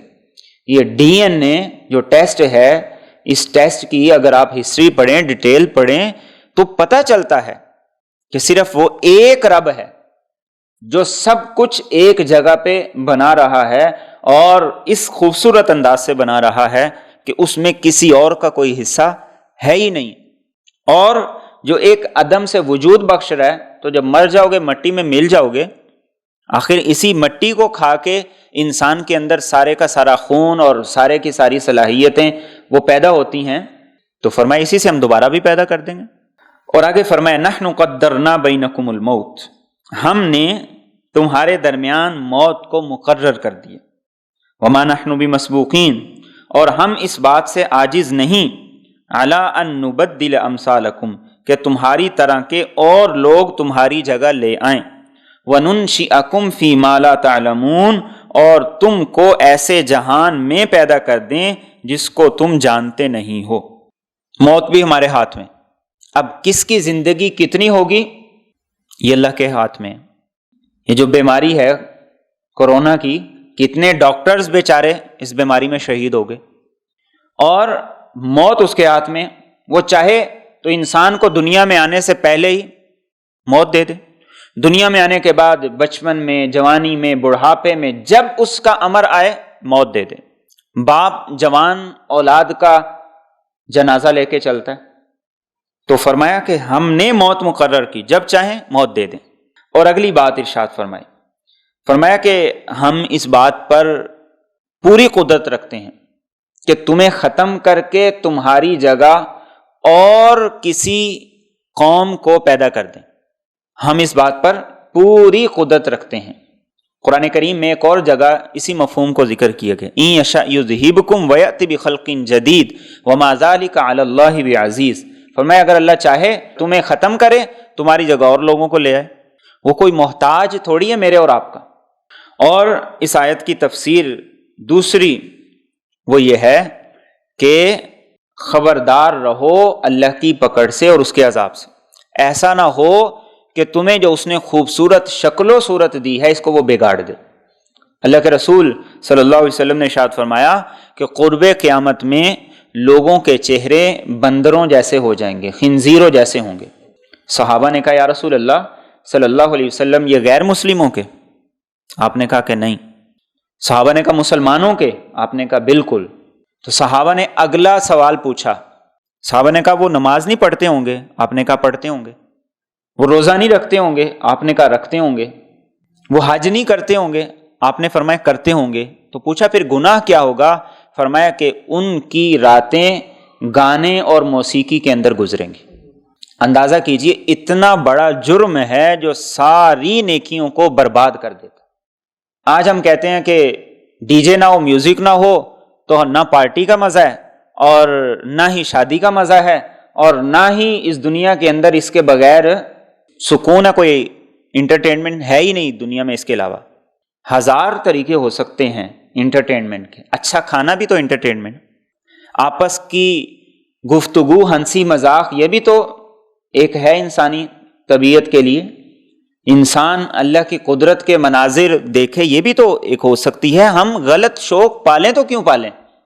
یا تو دنیا میں اچھے شوق ختم ہو گئے ہوں، پھر تو انسان غلط شوق پالے اور ان چیزوں کے پیچھے اپنا دن رات کھپا دے. جب اچھے اچھے شوق اس دنیا میں ہزاروں قسم کے موجود ہیں تو پھر ہم کیوں اس طرف جائیں؟ اور یہ وہ بیماری ہے جس سے ہم کہیں بھی محفوظ نہیں. موت ایک ایسی چیز ہے جس کا جانوروں پر بھی اثر ہوتا ہے. آپ نے دیکھے ہوں گے ایسے بے شمار کلپس اور ویڈیوز کہ ایک جانور مرا پڑا ہے اور دوسرا اس کے غم میں نہ ڈال پڑا ہے. موت ایسی چیز ہے. لیکن جب موت کی خبر کو بریکنگ نیوز بنا کے اور موسیقی کے ساتھ، میوزک کے ساتھ چلایا جائے گا تو انسان کو اس موت سے، اس کی خبر سے کیا اثر ہوگا؟ انسان تو بجائے اس سے عبرت حاصل کرنے کے اس کو انجوائے کر رہا ہوگا. او ہو اتنے لوگ مر گئے. تو اللہ فرما رہے ہیں کہ ایسا نہ ہو کہ تمہاری شکلیں بدل جائیں، اللہ کی پکڑ سے ڈرو. اور آگے کیا فرمائے؟ وَنُنشِئَكُمْ فِي مَا لَا تَعْلَمُونَ، کہ آج جس جہان میں تم ہو ہم اس بات پر پوری قدرت رکھتے ہیں کہ ایک نئے جہان میں تمہیں نئی صفات کے ساتھ پیدا کریں. دنیا کا قانون کیا ہے؟ دنیا کا قانون ہے موت اور زندگی. فرمایا ہم اس بات پر پوری طرح قدرت رکھتے ہیں کہ موت کا پتہ ہی کاٹ دیں، اور قیامت میں ایسا ہی ہوگا. اللہ رب العزت موت کو ایک مینڈے کی صورت میں لا کے ذبح کریں گے اور یہ کہیں گے کہ جو جہنم میں ہے یہ ہمیشہ اب جہنم میں رہیں گی، کوئی موت نہیں آئے گی، اور جو جنت میں ہے یہ ہمیشہ جنت میں رہیں گے، کوئی موت نہیں آئے گی. انسان اس دنیا کے اندر اس کی زبان بولتی، لیکن فرمایا کہ کل قیامت کے دن زبان کو تالا لگائیں گے، جسم کا ایک ایک انگ، ایک ایک حصہ انسان کا بولنے لگے گا. ہم قادر ہیں، کر سکتے ہیں. آج انسان کی نظر بڑی محدود ہے، لیکن فرمایا کہ وہاں انسان کی نظر وہ کچھ دیکھے گی جو دنیا میں نہیں دیکھتی تھی. تو وہاں کا قانون ہم بدل دیں گے، اور ہم اس بات پر پوری کی پوری قدرت رکھتے ہیں. اور انسان جب دنیا سے گیا تو فرمایا کہ ہم اسی کو اسی بدن کے ساتھ اٹھا کر پیدا کریں گے. جنت میں جائیں گے تو وہاں کا قانون بدل دیں گے. سب کی عمر 33 سال رہے گی، اس سے بڑھے گی نہیں، سب جوان رہیں گے. اور جہنم کا قانون، وہاں کا نظام بھی بدل دیں گے.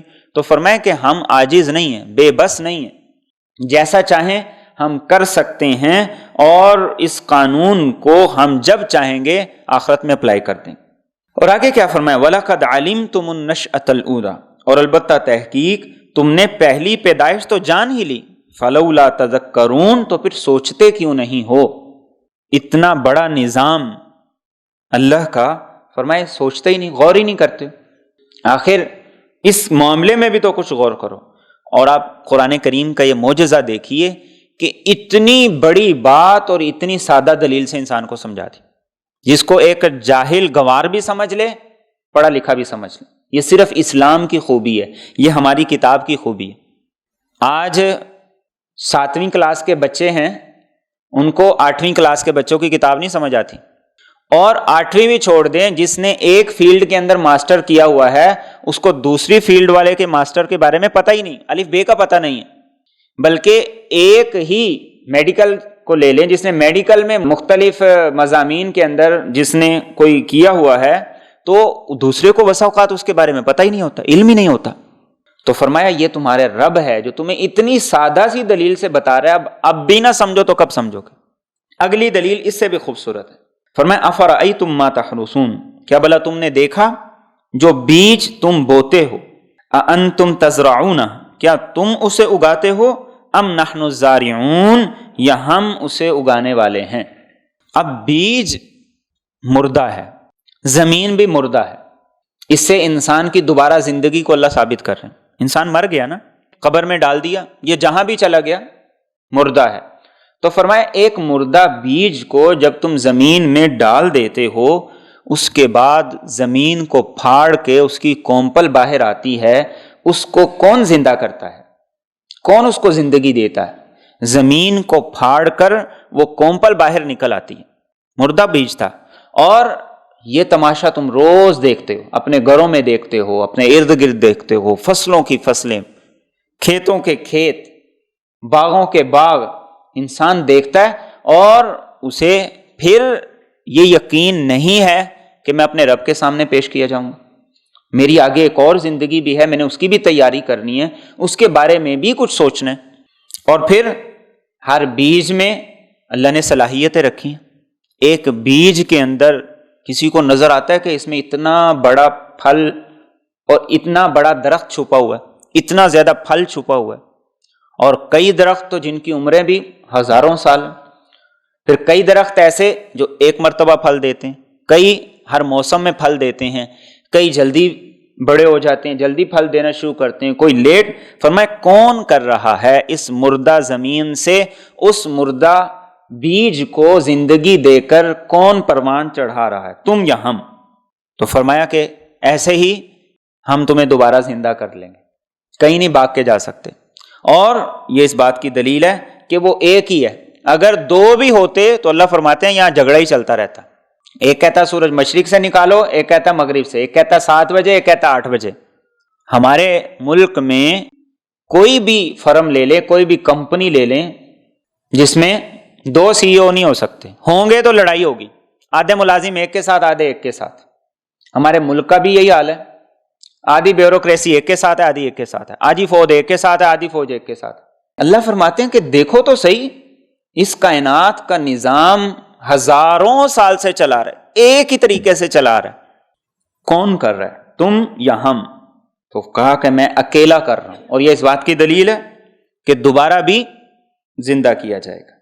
اور آگے فرمایا لو نشاء، اگر ہم چاہیں، لجعلناہ حطاما، تو ہم کر دیں اسے ریزہ ریزہ، فظلتم تفکہون، تو تم باتیں بناتے رہ جاؤ، انا لمغرمون، کہ ہائے ہم تو مفت تاوان میں پھنس گئے، بل نحن محرومون، بلکہ ہم تو ہے ہی بد نصیب۔ انسان بڑی بڑکیں مارتا ہے، بڑی پھڑیں مارتا ہے۔ اللہ فرماتے ہیں کہ اگر ہم تمہاری فصل کو، تمہارے کھیت کو تباہ کر دیں، پھر تم باتیں بنانے کے علاوہ کچھ نہیں کر سکتے کہ او ہو بڑا پیسہ لگایا، بڑی محنت کی، بڑی تگدو کی، بڑا خسارہ ہو گیا، بڑا نقصان ہو گیا۔ یہ انسان کی اوقات ہے۔ تو کہا اس رب کے سامنے اگر وہ دے رہا ہے تو اس کی عنایت ہے، اس کا کرم ہے، اس کا فضل ہے، بجائے اس کے کہ تم رب کے سامنے چوڑے ہو جاؤ اور تم اس کا حق ہی نہ سمجھو، اس کا حق ہی نہ جانو، اور وہ جو تمہیں دے رہا ہے وہ صرف اپنے فضل سے دے رہا ہے اور تمہاری اوقات سے زیادہ دے رہا ہے، تمہاری اوقات سے زیادہ دے رہا ہے۔ تو اس لیے فرمایا تم صرف باتیں بنا لو۔ ایک کسان محنت کرے، ایک کاروبار میں لگنے والا محنت کرے، اور پھر اس کے بعد کچھ بھی نہ ہو، تو انسان کیا کر سکتا؟ کچھ کر سکتا؟ کچھ بھی نہیں کر سکتا۔ تو فرمایا کہ کیا اس سے نہیں سمجھ آتی کہ تمہارے اختیار میں کچھ بھی نہیں ہے؟ جس کو رب اولاد نہ دینا چاہے، پوری دنیا زور لگا کے اولاد دے سکتی۔ فرعون سے زیادہ اسباب کس کے پاس تھے؟ اس سے زیادہ طاقت کس کے پاس تھی؟ اس سے زیادہ فوجیں کس کے پاس تھیں؟ اولاد نہیں تھی، کہتا تھا میں رب اعلیٰ ہوں، رب اعلیٰ ہونے کا اس نے دعویٰ کیا، اولاد نہیں تھی۔ تو انسان کیا ہے، انسان کی اوقات کیا ہے؟ تو فرمایا کہ تم صرف باتیں کرو اور اس کے علاوہ کچھ بھی نہیں کر سکتے۔ اگلی دلیل اس سے بھی خوبصورت ہے اور اس سے بھی سادہ۔ فرمایا افرأیتم الماء، کیا بھلا دیکھا تم نے پانی کو، الذی تشربون، جو تم پیتے ہو، اانتم انزلتموہ من المزن، کیا تم نے اس کو بادلوں سے اتارا، ام نحن المنزلون، یا ہم اتارنے والے ہیں؟ یہ اس سے بھی آسان اور سادہ دلیل ہے۔ سارا پاکستان زور لگا لے بارش ہو جائے گی؟ تو کہا کہ کون جس نے پانی کو اٹھایا اور پھر بھاپ کی شکل میں، پھر بادلوں کی شکل میں، پھر اسے پورے خطے میں بکھیر دیا، کہیں زیادہ بارش، کہیں کم بارش، اور انسان کی اس کے ساتھ زندگی ہے۔ یہ کھانے سے بھی زیادہ اہم ہے۔ انسان مزے سے پانی کا گھونٹ پیتا ہے اور اس کو یہ نہیں یاد آتا کہ اس کے پیچھے کتنا بڑا نظام اور سسٹم میرے رب نے بنا کے اسے میرے پینے کے قابل بنایا۔ اور کیسے پینے کے قابل بنایا وہ اگلی آیت میں ذکر کیا۔ فرمایا لو نشاء جعلناہ اجاجا، اگر ہم چاہیں تو ہم اسے کھاری بنا دیں، فلولا تشکرون، تو تم شکر ادا کیوں نہیں کرتے۔ اب اس آیت کو ذرا غور کیجیے۔ پانی میں اللہ نے یہ خاصیت رکھی ہے کہ جب وہ بھاپ کی شکل میں اڑتا ہے تو صرف اس کے جو اصل اجزاء ہیں وہ اڑتے ہیں۔ سمندروں سے پانی بخارات کی صورت میں اڑتا ہے۔ سمندر کا پانی کھاری ہوتا ہے، نمکین ہوتا ہے۔ اگر وہ کھاری پانی، نمکین پانی بادلوں کی شکل میں تبدیل ہو جائے اور وہی بادل زمینوں پہ جا کے برسنے لگیں تو زمین پر جتنی پیداوار ہے سب برباد ہو جائے، ہر جگہ آباد زمین بھی بنجر بیابان ہو جائے، نہ پینے کے قابل، نہ فصلوں کے کام کے، اور نہ ہی انسان کے کسی کام کا۔ آج یہ تھوڑی بڑی نعمت ہے، فرمایا ہم چاہیں تو اسے کڑوا کر دیں۔ اور آپ دیکھیے کہ جہاں کڑوے کی ضرورت ہے، نمکین کی ضرورت ہے، سمندروں کا پانی نمکین ہے، ہزاروں اس کے اندر چیزوں کی اور مچھلیوں کی اور مختلف چیزوں کی اموات ہوتی ہے، اس میں بدبو ہی نہیں پیدا ہوتی۔ اور جہاں میٹھے پانے کی ضرورت ہے وہاں وہ میٹھا دے رہا ہے، پھر وہ میٹھا بھی یکدم نہیں دے رہا۔ یکدم سارا پانی سال کا اگر اتار دیا جائے ہماری ضرورت کا سنبھال سکتے ہیں؟ ایک دن کی بارش ہم نہیں سنبھال سکتے۔ وہ بادلوں کو بھیجتا ہے، پھر وہ برف کی صورت میں انہیں محفوظ کرتا ہے، پھر گرمی کا سیزن آتا ہے، پھر اس کو دھوپ لگتی ہے، پھر وہ پانی بہتا ہے، زمین کی مقدار کو وہ برابر کر کے رکھتا ہے۔ فرمایا فلولا تشکرون، پھر بھی شکر نہیں ادا کرتے، پھر بھی قدر نہیں، پھر بھی اپنے رب کو نہیں پہچانا۔ نیسلے کا پانی پی رہے ہیں، کبھی یہ بھی آیا رب کا پانی پی رہے ہیں۔ کتنی بڑی اللہ کی نعمت ہے، اور خاص طور پہ ہمارے پنجاب کے علاقوں میں۔ آپ جانتے ہوں گے دنیا کے کئی علاقوں کے اندر سعودی عرب نے بڑے بڑے پلانٹ لگائے ہیں سمندر کے پانی کو میٹھا کرنے کے لیے، اور اس پر بے شمار اخراجات ہیں، اور دنیا کے کئی ممالک کے اندر استعمال شدہ پانی کو دوبارہ استعمال کے قابل بنایا جا رہا ہے۔ اللہ نہ کرے ایسا وقت آ جائے کہ وہی پانی دوبارہ انسان کو پینا پڑ جائے۔ دنیا کے کئی ممالک میں ڈرین کا پانی اس کو دوبارہ استعمال کے قابل بنایا جا رہا ہے۔ اگر وہ رب اس زمین کے نظام سے توازن ختم کر دے، اسے سورۃ ملک میں یہ کہا کہ قل ارأیتم ان اصبح ماؤکم غورا، پانی کا لیول اللہ نیچے لے جائے، فمن یأتیکم بماء معین، کہاں سے پانی لاؤ گے؟ اتنا لمبا چوڑا نظام اس رب نے بنایا، اور میٹھا پانی تمہیں پینے کے لیے دے دیا، اور انسان پی کے ایک مرتبہ الحمدللہ بھی نہ کہے، تو فرمایا فلولا تشکرون، کیوں نہیں شکر ادا کرتے؟ اگلی دلیل اس سے بھی خوبصورت، فرمایا افرأیتم النار التی تورون، کیا تم نے دیکھا اس آگ کو جو تم جلاتے ہو؟ اانتم انشأتم شجرتہا، کیا تم نے اس کے درخت کو پیدا کیا؟ ام نحن المنشئون، یا ہم پیدا کرنے والے ہیں؟ انسان کو جو اللہ نے بنیادی نعمتیں دی ہیں ان میں سے ایک آگ ہے۔ عربوں کے ہاں درخت ہوا کرتے تھے، ایک کا نام مرح، ایک کا نام غفار ہوا کرتا تھا۔ ان دو درختوں کی ٹہنیوں کو جب وہ آپس میں رگڑتے تو آگ نکلتی تھی، اور اس سے وہ لکڑیاں جلا لیا کرتے تھے۔ پھر انسان نے جلایا کس چیز کو؟ درخت کو، درخت کی لکڑیوں کو، اس سے ایندھن ملا، اور پھر اس سے آگے ترقی ہو گئی۔ یہ گیس، LNG، یہ نعمتیں اللہ کی، اللہ نے زمین میں رکھی ہیں۔ فرمایا کہ تمہیں اتنی بڑی نعمتیں دیں، کس نے دی؟ آگ ایندھن کے طور پہ استعمال کرتے ہو، تو اس ایندھن کو، اس درخت کو تم نے پیدا کیا یا ہم نے پیدا کیا؟ اور انسان اور جانوروں میں جو بنیادی نعمت ہے فرق کرنے والی، وہ آگ ہے۔ کبھی کوئی جانور باربیکیو لگاتے ہوئے دیکھیں، سوپ بنا کے؟ بنیادی فرق انسان اور جانور میں اس آگ نے کیا۔ آگ نہ ہو تو انسان کیا پکائے گا؟ سوچئے نا، کیا کھائے گا؟ کچا، پھل بھی، سبزیاں بھی، ہر چیز کچی۔ اچھا، انسان کے کھانے کو تو آپ چلیں چھوڑ دیں، انسان نے بڑی ترقی کر لی۔ ہماری بلڈنگ بنی ہوئی ہے، جس بلڈنگ کے نیچے ہم بیٹھے ہوئے ہیں، اس میں جو سریا ہے یہ آگ کے بغیر بن گیا۔ اس کی جو دیواریں ہیں ان میں جو اینٹ ہے یہ آگ کے بغیر بن گئی۔ یہ پنکھے ہیں، ان کے جو ڈلائی ہوئی ہے یہ کیا آگ کے بغیر ہو گئی؟ انسان کہتا ہے بڑی ترقی ہو گئی، چاند تک چلا گیا، ہواؤں میں اڑنا سیکھ لیا، اور یہ بتائیے کہ جس لوہے سے یہ بڑے بڑے جہاز بنے ہیں، کیا وہ آگ کے بغیر بن گئے؟ گاڑیاں بڑی نعمت ہیں، بڑی ترقی ہو گئی، کیا یہ آگ کے بغیر ہے؟ کوئی ایک نعمت بھی ایسی نہیں ہے کہ جہاں آگ کا کہیں نہ کہیں لنک نہ ہو۔ تو فرمایا کس نے پیدا کیا؟ کیسی خوبصورت اللہ رب العزت نے دلیل پکڑی کہ انسان جس چیز کو کہنا یہ ترقی کر لی، ساری دنیا کے انسان باصلاحیت بن جائیں، اگر اللہ رب العزت پانی کو ختم کر دیں، آگ کو ختم کر دیں، تو کیا کر سکتی لوگوں کی صلاحیت؟ انسان کہتا ہے میں بڑی ترقی کر گئی، انسان کہتا ہے بڑی صلاحیتیں میرے اندر۔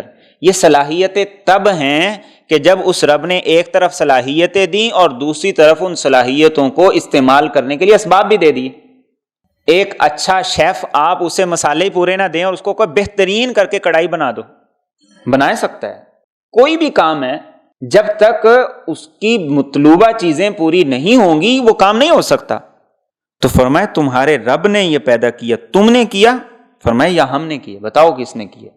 اور آگے کیا فرمایا؟ نحن جعلناہا تذکرہ، ہم نے اسے ایک نصیحت بنا دی، ومتاعا للمقوین، اور فائدہ بنا دیا مسافروں کے لیے۔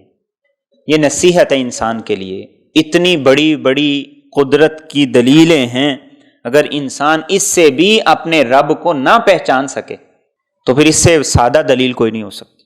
انسان کا خود کا وجود، زمین کی پیداوار، بادلوں کا نظام، اور اس کے ساتھ آگ، یہ اتنی بڑی بڑی دلیلیں ہیں۔ فرمایا یہ نصیحت ہے۔ تو اختتام کس پہ کیا؟ فسبح بسم ربک العظیم، تو آپ تسبیح بیان کیجئے اپنے رب کے نام کی جو بڑی عظمتوں والا ہے۔ جب یہ آیت کریمہ نازل ہوئی تو رسول اکرم صلی اللہ علیہ وسلم نے فرمایا اجعلوها فی رکوعکم، اپنے رکوع میں تسبیح کے کلمات پڑھا کرو۔ اسی لیے ہم رکوع میں سبحان ربی العظیم پڑھتے ہیں اس آیت کی روشنی میں، اس پر عمل کرتے ہوئے۔ اور جس وقت سبح اسم ربک الاعلی نازل ہوئی تو آپ نے فرمایا اجعلوها فی سجودکم، کہ اپنے سجدوں میں اس کو شامل کرو، اس لیے ہم سجدے میں سبحان ربی الاعلی پڑھتے ہیں۔ تو وہاں انسان سجدے میں جب سر رکھے سبحان ربی الاعلی کہے، اور جب رکوع میں ہو سبحان ربی العظیم کہے، اور اس کے ذہن تصور دماغ میں یہ چاروں چیزیں بڑی دلیلیں انسان کے تصور میں ہوں، پھر انسان سبحان ربی العظیم کہے تو مزہ آئے انسان کو کہ اس کے پیچھے پورا تصور کیا، کنسیپٹ کیا ہے۔ جب کنسیپٹ پیچھے کلیئر نہیں ہوگا تو سبحان ربی العظیم کہنے سے انسان کو وہ لطف نہیں آئے گا۔ تو فرمایا جب سبحان ربی العظیم کہتے ہو تو یہ دیکھو کہ تمہارے رب نے تم پر کتنا انعام کیا، کتنا کرم کیا۔ اور جیسے پہلے میں نے ذکر کیا تھا کہ سورۃ رحمان اور سورۃ واقعہ یہ آپس میں جوڑے کی طرح ہیں۔ تو سورۃ رحمان کے بالکل آغاز میں قرآن کریم کا اور قرآن کریم کی نعمت کا ذکر ہے، یہاں پر یہ آخری رکوع میں اب اس کا ذکر ہے۔ فرمایا فلا، بس نہیں ہے ویسا جیسا تم سوچتے ہو، اقسم، میں قسم کھاتا ہوں، بمواقع النجوم، ستاروں کی جگہوں کی، وَإِنَّهُ لَقَسَمٌ، اور یقیناً یہ البتہ قسم ہے، لو تعلمون، اگر تمہیں پتہ چل جائے، عظیم، بہت بڑی، انَّهُ لَقُرْآنٌ کریم، یقیناً یہ ایک ایسا قرآن ہے جو عزت والا ہے، فی کتاب مکنون، ایسی کتاب میں جو پوشیدہ ہے، لا یمسہ الا المطہرون، اسے نہیں چھوتے مگر پاکیزہ ہی، تنزیل، یہ اتارا گیا ہے، من رب العالمین، تمام جہانوں کے رب کی طرف سے۔ یہاں پر قسم کھائی ہے۔ پہلی بات کیا کہی؟ فلا، ایسا ہرگز نہیں جیسا تم سوچتے ہو۔ انسان کیا سوچتا ہے؟ مختلف دنیا کے نظریات ہیں، کوئی کہتا ہے رب ہے ہی نہیں، کوئی کہتا ہے تو اس کے ساتھ اور بھی شریک ہیں، کوئی کہتا ہے کہ اس نے بنا کے اس کائنات کا نظام اوروں کے حوالے کر دیا، اور کوئی کہتا ہے نہیں یہ میری صلاحیت کا اور میری کاوش کا، کوشش کا نتیجہ ہے۔ کوئی کسی کو اہم سمجھتا ہے، کوئی کسی کو۔ فرمایا فلا، سب باتیں غلط ہیں۔ اور آگے کیا فرمایا؟ فرمایا میں رب قسم اٹھاتا ہوں ستاروں کے گرنے کی جگہ، بمواقع النجوم۔ مواقع النجوم کی جو تفسیر پرانے مفسرین نے کی ہے اس سے مراد یہ ہے کہ ستارے کے غروب ہونے کی جگہ اس کی اللہ رب العزت قسم کھاتے ہیں، یا بعض مفسرین نے یہ لکھا ہے کہ شہاب ثاقب اس کا ذکر اللہ رب العزت کہہ رہے ہیں، اور اس کو فرما رہے ہیں کہ اگر تمہیں پتہ چل جائے تو یہ بہت بڑی قسم ہے جو اللہ کھا رہے ہیں۔ لیکن آج کی جو سائنس ہے وہ تھوڑا سا ہمیں اس کے بارے میں ایک اور رخ دیتی ہے۔ مواقع النجوم، ستاروں کے غروب ہونے کی جگہ۔ آج ایک کنسیپٹ ہے بلیک ہولز کا۔ ہمارا کائنات میں بہت بڑا نظام ہے کہکشاؤں کا، پھر ایک نہیں اس کائنات میں کروڑوں کہکشائیں ہیں، اور ان میں سے ایک ہماری کہکشاں ہے جس میں ہمارا سورج بھی ہے، ستارے بھی ہے، اور اسی میں سورج سے کئی گنا بڑے بڑے ستارے بھی ہیں، سیارے بھی ہیں۔ زمین کے مقابلے میں سورج، اور سورج سے کئی گنا بڑے بڑے سیارے بھی، ستارے بھی، اور کہکشائیں بھی۔ لیکن سائنس یہ کہتی ہے اللہ رب العزت نے ایسے ایسے ہولز بنائے ہوئے ہیں کہ ہمارا پورا نظام شمسی، ہماری پوری کہکشاں اگر اس میں ڈال دی جائے تو ساری کی ساری گم ہو جائے، پتہ ہی نہ چلے۔ زمین، پھر سورج سے بڑے ہزاروں ستارے، سیارے، پھر وہ پوری کہکشاں، اور فرمایا یہ سارے کا سارا اٹھا کے اگر کسی ایک بلیک ہول میں ڈال دی جائے تو سارے کا سارا گم ہو جائے، پتہ ہی نہ چلے کہ وہ گیا کدھر ہے۔ تو فرمایا یہ اس کی اللہ قسم کھا رہے ہیں کہ اس کی قسم ہے، اور فرمایا تمہیں پتہ چل جائے تو بہت بڑی قسم ہے۔ اور قسم کھا کے کیا کہا؟ قرآن بڑی عزتوں والا ہے، جو اس کے ساتھ لگے گا وہ عزت والا ہو جائے گا، اس کے بغیر عزت نہیں مل سکتی، اس کے بغیر عزت نہیں مل سکتی۔ اللہ کے رسول صلی اللہ علیہ وسلم نے فرمایا کہ اس کتاب کے ذریعے اللہ نے قوموں کو عزت دی، اور اس کتاب کو چھوڑنے کی وجہ سے اللہ لوگوں کو ذلیل کرے گا۔ ان اللہ تعالی یرفع بہذا الکتاب اقواما ویضع بہا آخرین۔ اور خاص طور پر ایک مومن کی، ایک مسلمان کی عزت اسی چیز میں ہے کہ اس کا طرز، اس کا لائف سٹائل، اس کا سوچنا سب کچھ قرآن کے دائرے کے اندر ہو، اس کے باہر نہ ہو، اس لمٹ کے اندر ہو۔ اور پھر فرمایا کہ یہ کیسی کتاب ہے؟ فی کتاب مکنون، جسے ایک اور جگہ پر کہا گیا فی ام الکتاب، ایک اور جگہ پر کہا گیا لوح محفوظ، کہ ایسی جگہ پر ہے جہاں ایڈیٹنگ نہیں ہو سکتی، چینجنگ نہیں ہو سکتی، چرایا نہیں جا سکتا، اس کا بیک اپ وہاں پر ہے۔ اور اگلی بات کیا فرمائی؟ لا یمسہ الا المطہرون، پاکیزہ فرشتے، جبریل امین، پھر باقی فرشتے وہ اس کو لے کر اترتے ہیں۔ شیطانوں کا کلام نہیں ہے، شیطان تو اس کلام کو سن کر دوڑتے اور بھاگتے ہیں۔ سورۃ شعراء کے آخر میں اللہ رب العزت نے واضح طور پر ذکر کیا وما تنزلت به الشیاطین، شیاطین نہیں اسے لے کر اترے، وما ينبغي لهم وما يستطيعون، نہ یہ شیاطین کے شایان شان ہے اور نہ ہی وہ اس کی طاقت رکھتے ہیں۔ انہم عن السمع لمعزولون، بلکہ قرآن پڑھا جائے تو شیطان بھاگتے ہیں۔ اور مختلف جگہ پر قرآن کریم نے اس کا ذکر کیا۔ اور آگے کیا فرمایا؟ تنزیل من رب العالمین، بک کا جو عنوان ہوتا ہے اس سے زیادہ اہم یہ بات ہوتی ہے کہ اس بک کا رائٹر کون ہے۔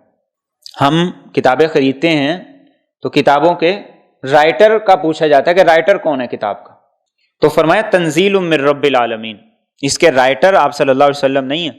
مشرکین کہتے تھے کہ فلاں نے سکھا دیا، فلاں نے سکھا دیا، فرمایا نہیں، رب العالمین، یہ اللہ رب العزت کی بہت بڑی صفت ہے جس کا ہم ہر نماز کی رکعت میں ذکر کرتے ہیں کہ ساری کائنات کا جو رب ہے اس نے اسے اتارا ہے۔ اور ستاروں کا ذکر کرنے کے ساتھ قرآن کا ذکر فرمایا جیسے تم ستاروں کا نظام دیکھ رہے ہو، سورج کا نظام دیکھ رہے ہو، ایک مربوط نظام ہے۔ ویسے دور سے نظر آتا ہے انسان کو کہ ان کی کوئی لائن نہیں بنی ہوئی اور ان کا کوئی خاص طریقہ کار نہیں، لیکن فرمایا کہ ان کا ایک مربوط نظام ہے۔ اور آج سائنس اس چیز کو مان چکی ہے، ہر ایک کا اپنا مدار ہے، ہر ایک کی اپنی رفتار ہے، ہر ایک کی اپنی گردش ہے۔ تو فرمایا جیسے وہ مربوط نظام ہے ایسے ہی اس کتاب کے ذریعے سے تمہیں مربوط نظام زندگی دیا گیا۔ جیسے ستاروں کے ذریعے سے لوگ پہلے راستہ تلاش کرتے تھے، منزل تک پہنچتے تھے، فرمایا اگر رب تک جانا ہے تو اس قرآن کے ذریعے سے رہنمائی لینی ہوگی، گزشتہ آیات کے اندر یہ بات تھی کہ یہ وہ قرآن ہے جو بڑی عزت والی کتاب ہے، اس کو اللہ نے لوح محفوظ میں رکھا ہوا ہے، اور وہاں سے فرشتے آپ صلی اللہ علیہ وسلم کے قلب اطہر پر اس کو نازل کرتے ہیں۔ اور وہ فرشتے کون ہیں؟ مطہر ہیں، پاکیزہ ہیں۔ قرآن کریم میں اور جگہوں پر بھی اسی مضمون کو ذکر کیا گیا، فی صحف مکرمہ مرفوعۃ مطہرہ بایدی سفرہ کرام بررہ۔ اس آیت کے ذیل میں مفسرین نے ایک مسئلہ بھی لکھا ہے، اور بعض نے اس آیت کو اسی مفہوم میں بھی لیا ہے کہ قرآن کریم کو وضو کے بغیر ہاتھ نہیں لگانا چاہیے۔ اللہ کے رسول صلی اللہ علیہ وسلم نے حضرت عامر بن حزم رضی اللہ تعالیٰ عنہ انہیں کچھ چیزیں لکھوا کر دی تھی، اور ان میں سے ایک بات یہ تھی لا یمس القرآن الا طاہر، کہ صرف قرآن کو پاکیزگی کی حالت میں وضو کے ساتھ ہاتھ لگایا جائے۔ یہی قرآن کریم کا ادب بھی ہے اور یہی ایک مومن کی شان بھی ہے۔ اس کے علاوہ قرآن کی تلاوت وہ زبانی کی جا سکتی ہے، بغیر چھوئے کی جا سکتی ہے، تلاوت کو سنا بھی جا سکتا ہے، لیکن قرآن کریم کو چھونے کے لیے وضو ضروری ہے، وضو ہونا چاہیے۔ اور آج کے دور کے اندر یہ بات کوئی اتنی بعید نہیں نظر آتی، جہاں ہم ایک دوسرے سے ہاتھ ملانے سے پہلے، کسی چیز کو چھونے سے پہلے، چھونے کے بعد، اور کسی بھی معاملے میں 20 سیکنڈ تک ہاتھوں کو دھونے کو لازم کہہ رہے ہیں، تو ایسے میں قرآن کریم کے معاملے میں ہم پھر کیوں غفلت اور لاپرواہی کا مظاہرہ کریں؟ اور دوسری بات یہ کہ جب انسان باوضو ہو جاتا ہے تو اس کی ایک مشابہت فرشتوں کے ساتھ بن جاتی، اور یہ وہ قرآن وہ کتاب ہے کہ جس کے پڑھنے سے فرشتے آتے ہیں، اور جس کے پڑھنے سے فرشتے انسان کے قریب ہوتے ہیں اور انسان فرشتوں کے قریب ہو جاتا ہے۔ اور اس کے ساتھ ساتھ یہ بات بھی ہے کہ قرآن کریم کو حقیقی طور پر وہی آدمی سمجھے گا، وہی آدمی اس قرآن سے فائدہ اٹھائے گا جس کا دل بھی پاکیزہ ہوگا۔ جس کا دل پاکیزہ نہیں ہے یا جس کا اندر پاک نہیں ہے، تو ایسا آدمی قرآن کریم کے ذریعے سے فائدہ نہیں اٹھا سکے گا، اس لیے یہ کہا گیا۔ ہاں البتہ انسان جنابت کی حالت میں ہو جس میں اس پر غسل واجب ہے، تو ایسی حالت میں اسے قرآن کریم پڑھنے سے بھی منع کیا گیا۔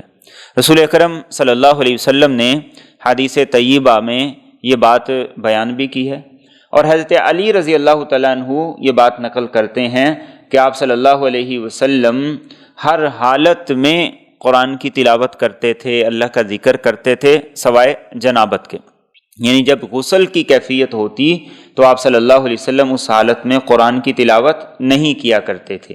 تو ایسی حالت میں قرآن کی تلاوت ممنوع ہے، لیکن قرآن کو سننا یہ ایسی حالت میں بھی ممنوع نہیں ہے۔ قرآن کریم کو پڑھنا ہے زبانی بغیر چھوئے، تو پھر اس کے لیے باوضو ہونا ضروری نہیں۔ قرآن کریم کو دیکھنا ہے تو باوضو ہونا ضروری نہیں، لیکن قرآن کریم کو اگر چھونا ہے تو چھونے کے لیے باوضو ہونا ضروری ہے، اور اسی کی آپ صلی اللہ علیہ وسلم نے احادیث طیبہ کے اندر تاکید بھی کی ہے۔ اب آگے ارشاد فرمایا افبہذا الحدیث انتم مدہنون، کیا اس کلام کے بارے میں تم سستی کرتے ہو، وتجعلون رزقکم، اور تم اپنا وظیفہ یہ بناتے ہو، انکم تکذبون، کہ تم اسے جھٹلاتے ہو۔ یعنی اللہ رب العزت اس قرآن کی عظمت کو بیان کرنے کے لیے کتنی بڑی بڑی قسمیں کھا رہے ہیں، اور اس قرآن کی شان یہ کہ فرشتے اسے لے کر اتر رہے ہیں، اس کو رب نے نازل کیا ہے، لیکن فرمایا کہ تم اس کو بے وقت سی چیز سمجھتے ہو۔ افبہذا الحدیث انتم مدہنون، اس قرآن کو معمولی چیز سمجھتے ہو۔ اور یہ انسان سے ہی سوال ہے، اور خاص طور پر ایک مومن سے، اگرچہ اس کا اولین مخاطب تو وہ مشرکین تھے، لیکن یہاں پر مومن اس سے زیادہ مصداق ہیں، اس سے زیادہ مخاطب ہیں کہ کیا اس قرآن کو تم بے وقت شے سمجھتے ہو، اس کی کوئی اہمیت نہیں ہے تمہارے اندر۔ اور مسلمان کی زندگی کو اگر مجموعی طور پہ دیکھا جائے تو بظاہر ایسا ہی ہے کہ مسلمان کے نزدیک اس قرآن اور اس کتاب کی کوئی اہمیت نہیں، اور اہمیت کا اندازہ کس چیز سے؟ اہمیت کا اندازہ ہے پڑھنے سے، قرآن کریم کے علم کو حاصل کرنے سے، قرآن کریم کے مفہوم کو جاننے سے اور اس کی اشاعت سے۔ اور روزمرہ کی اگر ہم اپنی روٹین دیکھیں، معمول دیکھیں، اس میں ٹی وی کا ایک بڑا حصہ شامل ہے، اس میں موبائل اور سوشل میڈیا کی جو ایپس ہیں ان کے لیے ایک بڑا حصہ مختص ہے، اور انٹرٹینمنٹ کے نام سے اور الا بلا اس کے لیے ایک بڑا حصہ مختص ہے، لیکن قرآن کے لیے کون سا حصہ روزانہ کے معمولات میں مختص ہے؟ اور اسی کا نتیجہ ہے، اسی کی وجہ ہے کہ ہم قرآن کریم کو جیسے ہی پڑھنا شروع کرتے ہیں تو طبیعت میں اکتاہٹ آ جاتی، قرآن کریم کو جیسے ہی سننا شروع کر دیتے ہیں طبیعت میں اکتاہٹ آ جاتی، اور جب ہم موبائل کو لے کے بیٹھتے ہیں تو 6 گھنٹے 8 گھنٹے بھی ہم موبائل کو لے کے بیٹھے رہیں، لگے رہیں، 4 دن 5 دن کے میچ دیکھتے رہیں، پورا ٹورنامنٹ دیکھ لیں، ہماری طبیعت میں اکتاہٹ نہیں آتی۔ وجہ کیا ہے؟ وجہ یہی ہے افبہذا الحدیث انتم مدہنون، کہ اس قرآن سے بے رغبتی نے ہمارے دلوں کو اس سے دور کر دی۔ صحابہ کی زندگیاں قرآن کے ساتھ عشق کرنے والی تھی، اور وہ کیسا عشق تھا کہ صحابہ میں عام روٹین، عام معمول یہ تھا کہ وہ 7 دن میں قرآن کریم کو ختم کر لیا کرتے تھے۔ اسی لیے قرآن کریم کی 7 منزلیں ہیں، یہ 7 منزلیں صحابہ کے دور سے ہیں کہ وہ 7 دن میں قرآن کریم کو پڑھ کے ختم کر لیا کرتے تھے، اور پھر رات کی تہجد کا معمول اس کے علاوہ ہوا کرتا تھا، دیگر مصروفیات وہ اس کے علاوہ ہوا کرتی تھی۔ تو ہماری زندگی میں قرآن کریم نکل گیا، اور وقت میں بے برکتی کی بنیادی وجہ بھی یہ ہے۔ ایک بہترین وظیفہ اپنے وقت، اپنی عمر، اپنی زندگی میں برکت کا یہ ہے کہ ہم قرآن کریم کی تلاوت کو اپنی معمولات میں شامل کریں۔ جتنی زیادہ قرآن کی تلاوت کریں گے اتنا ہمارے وقت میں برکت ہوگی۔ یہ ساری نحوست یہ ہم پر کس لیے چھائی ہوئی ہے؟ اس قرآن کریم سے روگردانی کی وجہ سے۔ تو فرمایا کیا اس کو تم ہلکی چیز سمجھتے ہو؟ اور کیا فرمایا وَتَجْعَلُونَ رِزْقَكُمْ أَنَّكُمْ تُكَذِّبُونَ۔ مشرکین یہ سمجھتے تھے کہ اگر ہم نے قرآن کے خلاف مہم نہ چلائی تو ہماری دکانیں بند ہو جائیں گی، ہمارا تو سارے کا سارا سلسلہ آمدنی اسی سے جڑا ہوا۔ اس لیے وہ کیا کرتے تھے؟ وہ کہتے تھے کہ یہ شاعروں کی کتاب ہے، کاہنوں کی کتاب ہے، کبھی کچھ کبھی کچھ۔ تو قرآن کو جھٹلانا ایک وہ ہے جو مشرکین جھٹلاتے تھے، ایک یہ کہ انسان کا رویہ عمل ایسا ہو کہ اس کے رویے عمل سے اس چیز کا اظہار ہی نہ ہو کہ وہ قرآن والا ہے، اس کی زندگی میں قرآن ہے۔ اللہ کے رسول صلی اللہ علیہ وسلم نے فرمایا ما آمن بالقرآن من استحل محارمہ، جو قرآن کے حرام کو حلال سمجھے وہ قرآن پر ایمان ہی نہیں لایا۔ آج مسلم معاشروں کے اندر جھوٹ کی، فراڈ کی، کرپشن کی، اور اسی طریقے سے سود کی، جوئے کی اور منشیات کی کون سی ایسی خامی ہیں جو مسلم معاشرے میں نہیں؟ اور یہ وہ معاشرہ ہے 1.5 ارب کا جو کہتا ہے ہم قرآن والے۔ تو آپ کیا فرما رہے ہیں کہ جو قرآن کے حرام کو حرام نہ سمجھے تو گویا کہ ویسے ہے جیسے وہ قرآن پر ایمان ہی نہیں لائے۔ اس کے بعد آگے اللہ رب العزت نے انسان کو مخاطب کی، فرمایا فلولا، تو کیوں نہیں، اذا بلغت الحلقوم، جب روح حلق تک پہنچ جاتی ہے، وانتم حینئذ تنظرون، اور تم اس وقت دیکھ رہے ہوتے ہو، ونحن اقرب الیہ منکم، اور ہم اس کے تم سے بھی زیادہ قریب ہوتے ہیں، ولکن لا تبصرون، لیکن تم نہیں دیکھ سکتے۔ فلولا ان کنتم غیر مدینین، تو کیوں نہیں اگر تم کسی کے اختیار میں نہیں ہو، ترجعونہا، اس روح کو پھیر کر لے آتے، ان کنتم صادقین، اگر تم سچے ہو۔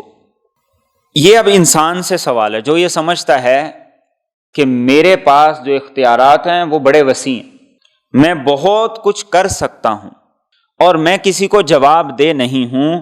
اللہ فرماتے ہیں کہ بتاؤ، جب تمہارا عزیز رشتہ دار، ماں باپ، کوئی قریبی، اس کی روح جب اس کے بدن سے نکل رہی ہوتی تو تمہاری بے بسی کی جو کیفیت ہوتی ہے، اگر تم اتنے صاحب اختیار ہو، تمہارے پاس اتنی پاور ہے، اور تم خود کو اتنی بڑی شے سمجھتے ہو تو اس کی روح کو نکلنے سے روک کیوں نہیں لیتے؟ اور فرمایا کہ اس وقت جب تم بے بسی کی حالت میں کھڑے ہوتے ہو ہم تم سے زیادہ اس کے قریب ہوتے ہیں، لیکن اس کے باوجود تم کچھ نہیں کر سکتے ہو۔ تو یہ اس بات کی علامت اور نشانی ہے کہ تمہارا رب وہ تم پر ہر چیز سے زیادہ مختار ہے، قدرت رکھتا ہے، اور وہ تم پر تم سے زیادہ قریب ہے۔ قرآن کریم نے یہی کہا کہ نحن اقرب الیہ من حبل الورید، انسان کی شاہ رگ سے بھی زیادہ ہم اس کے قریب ہیں۔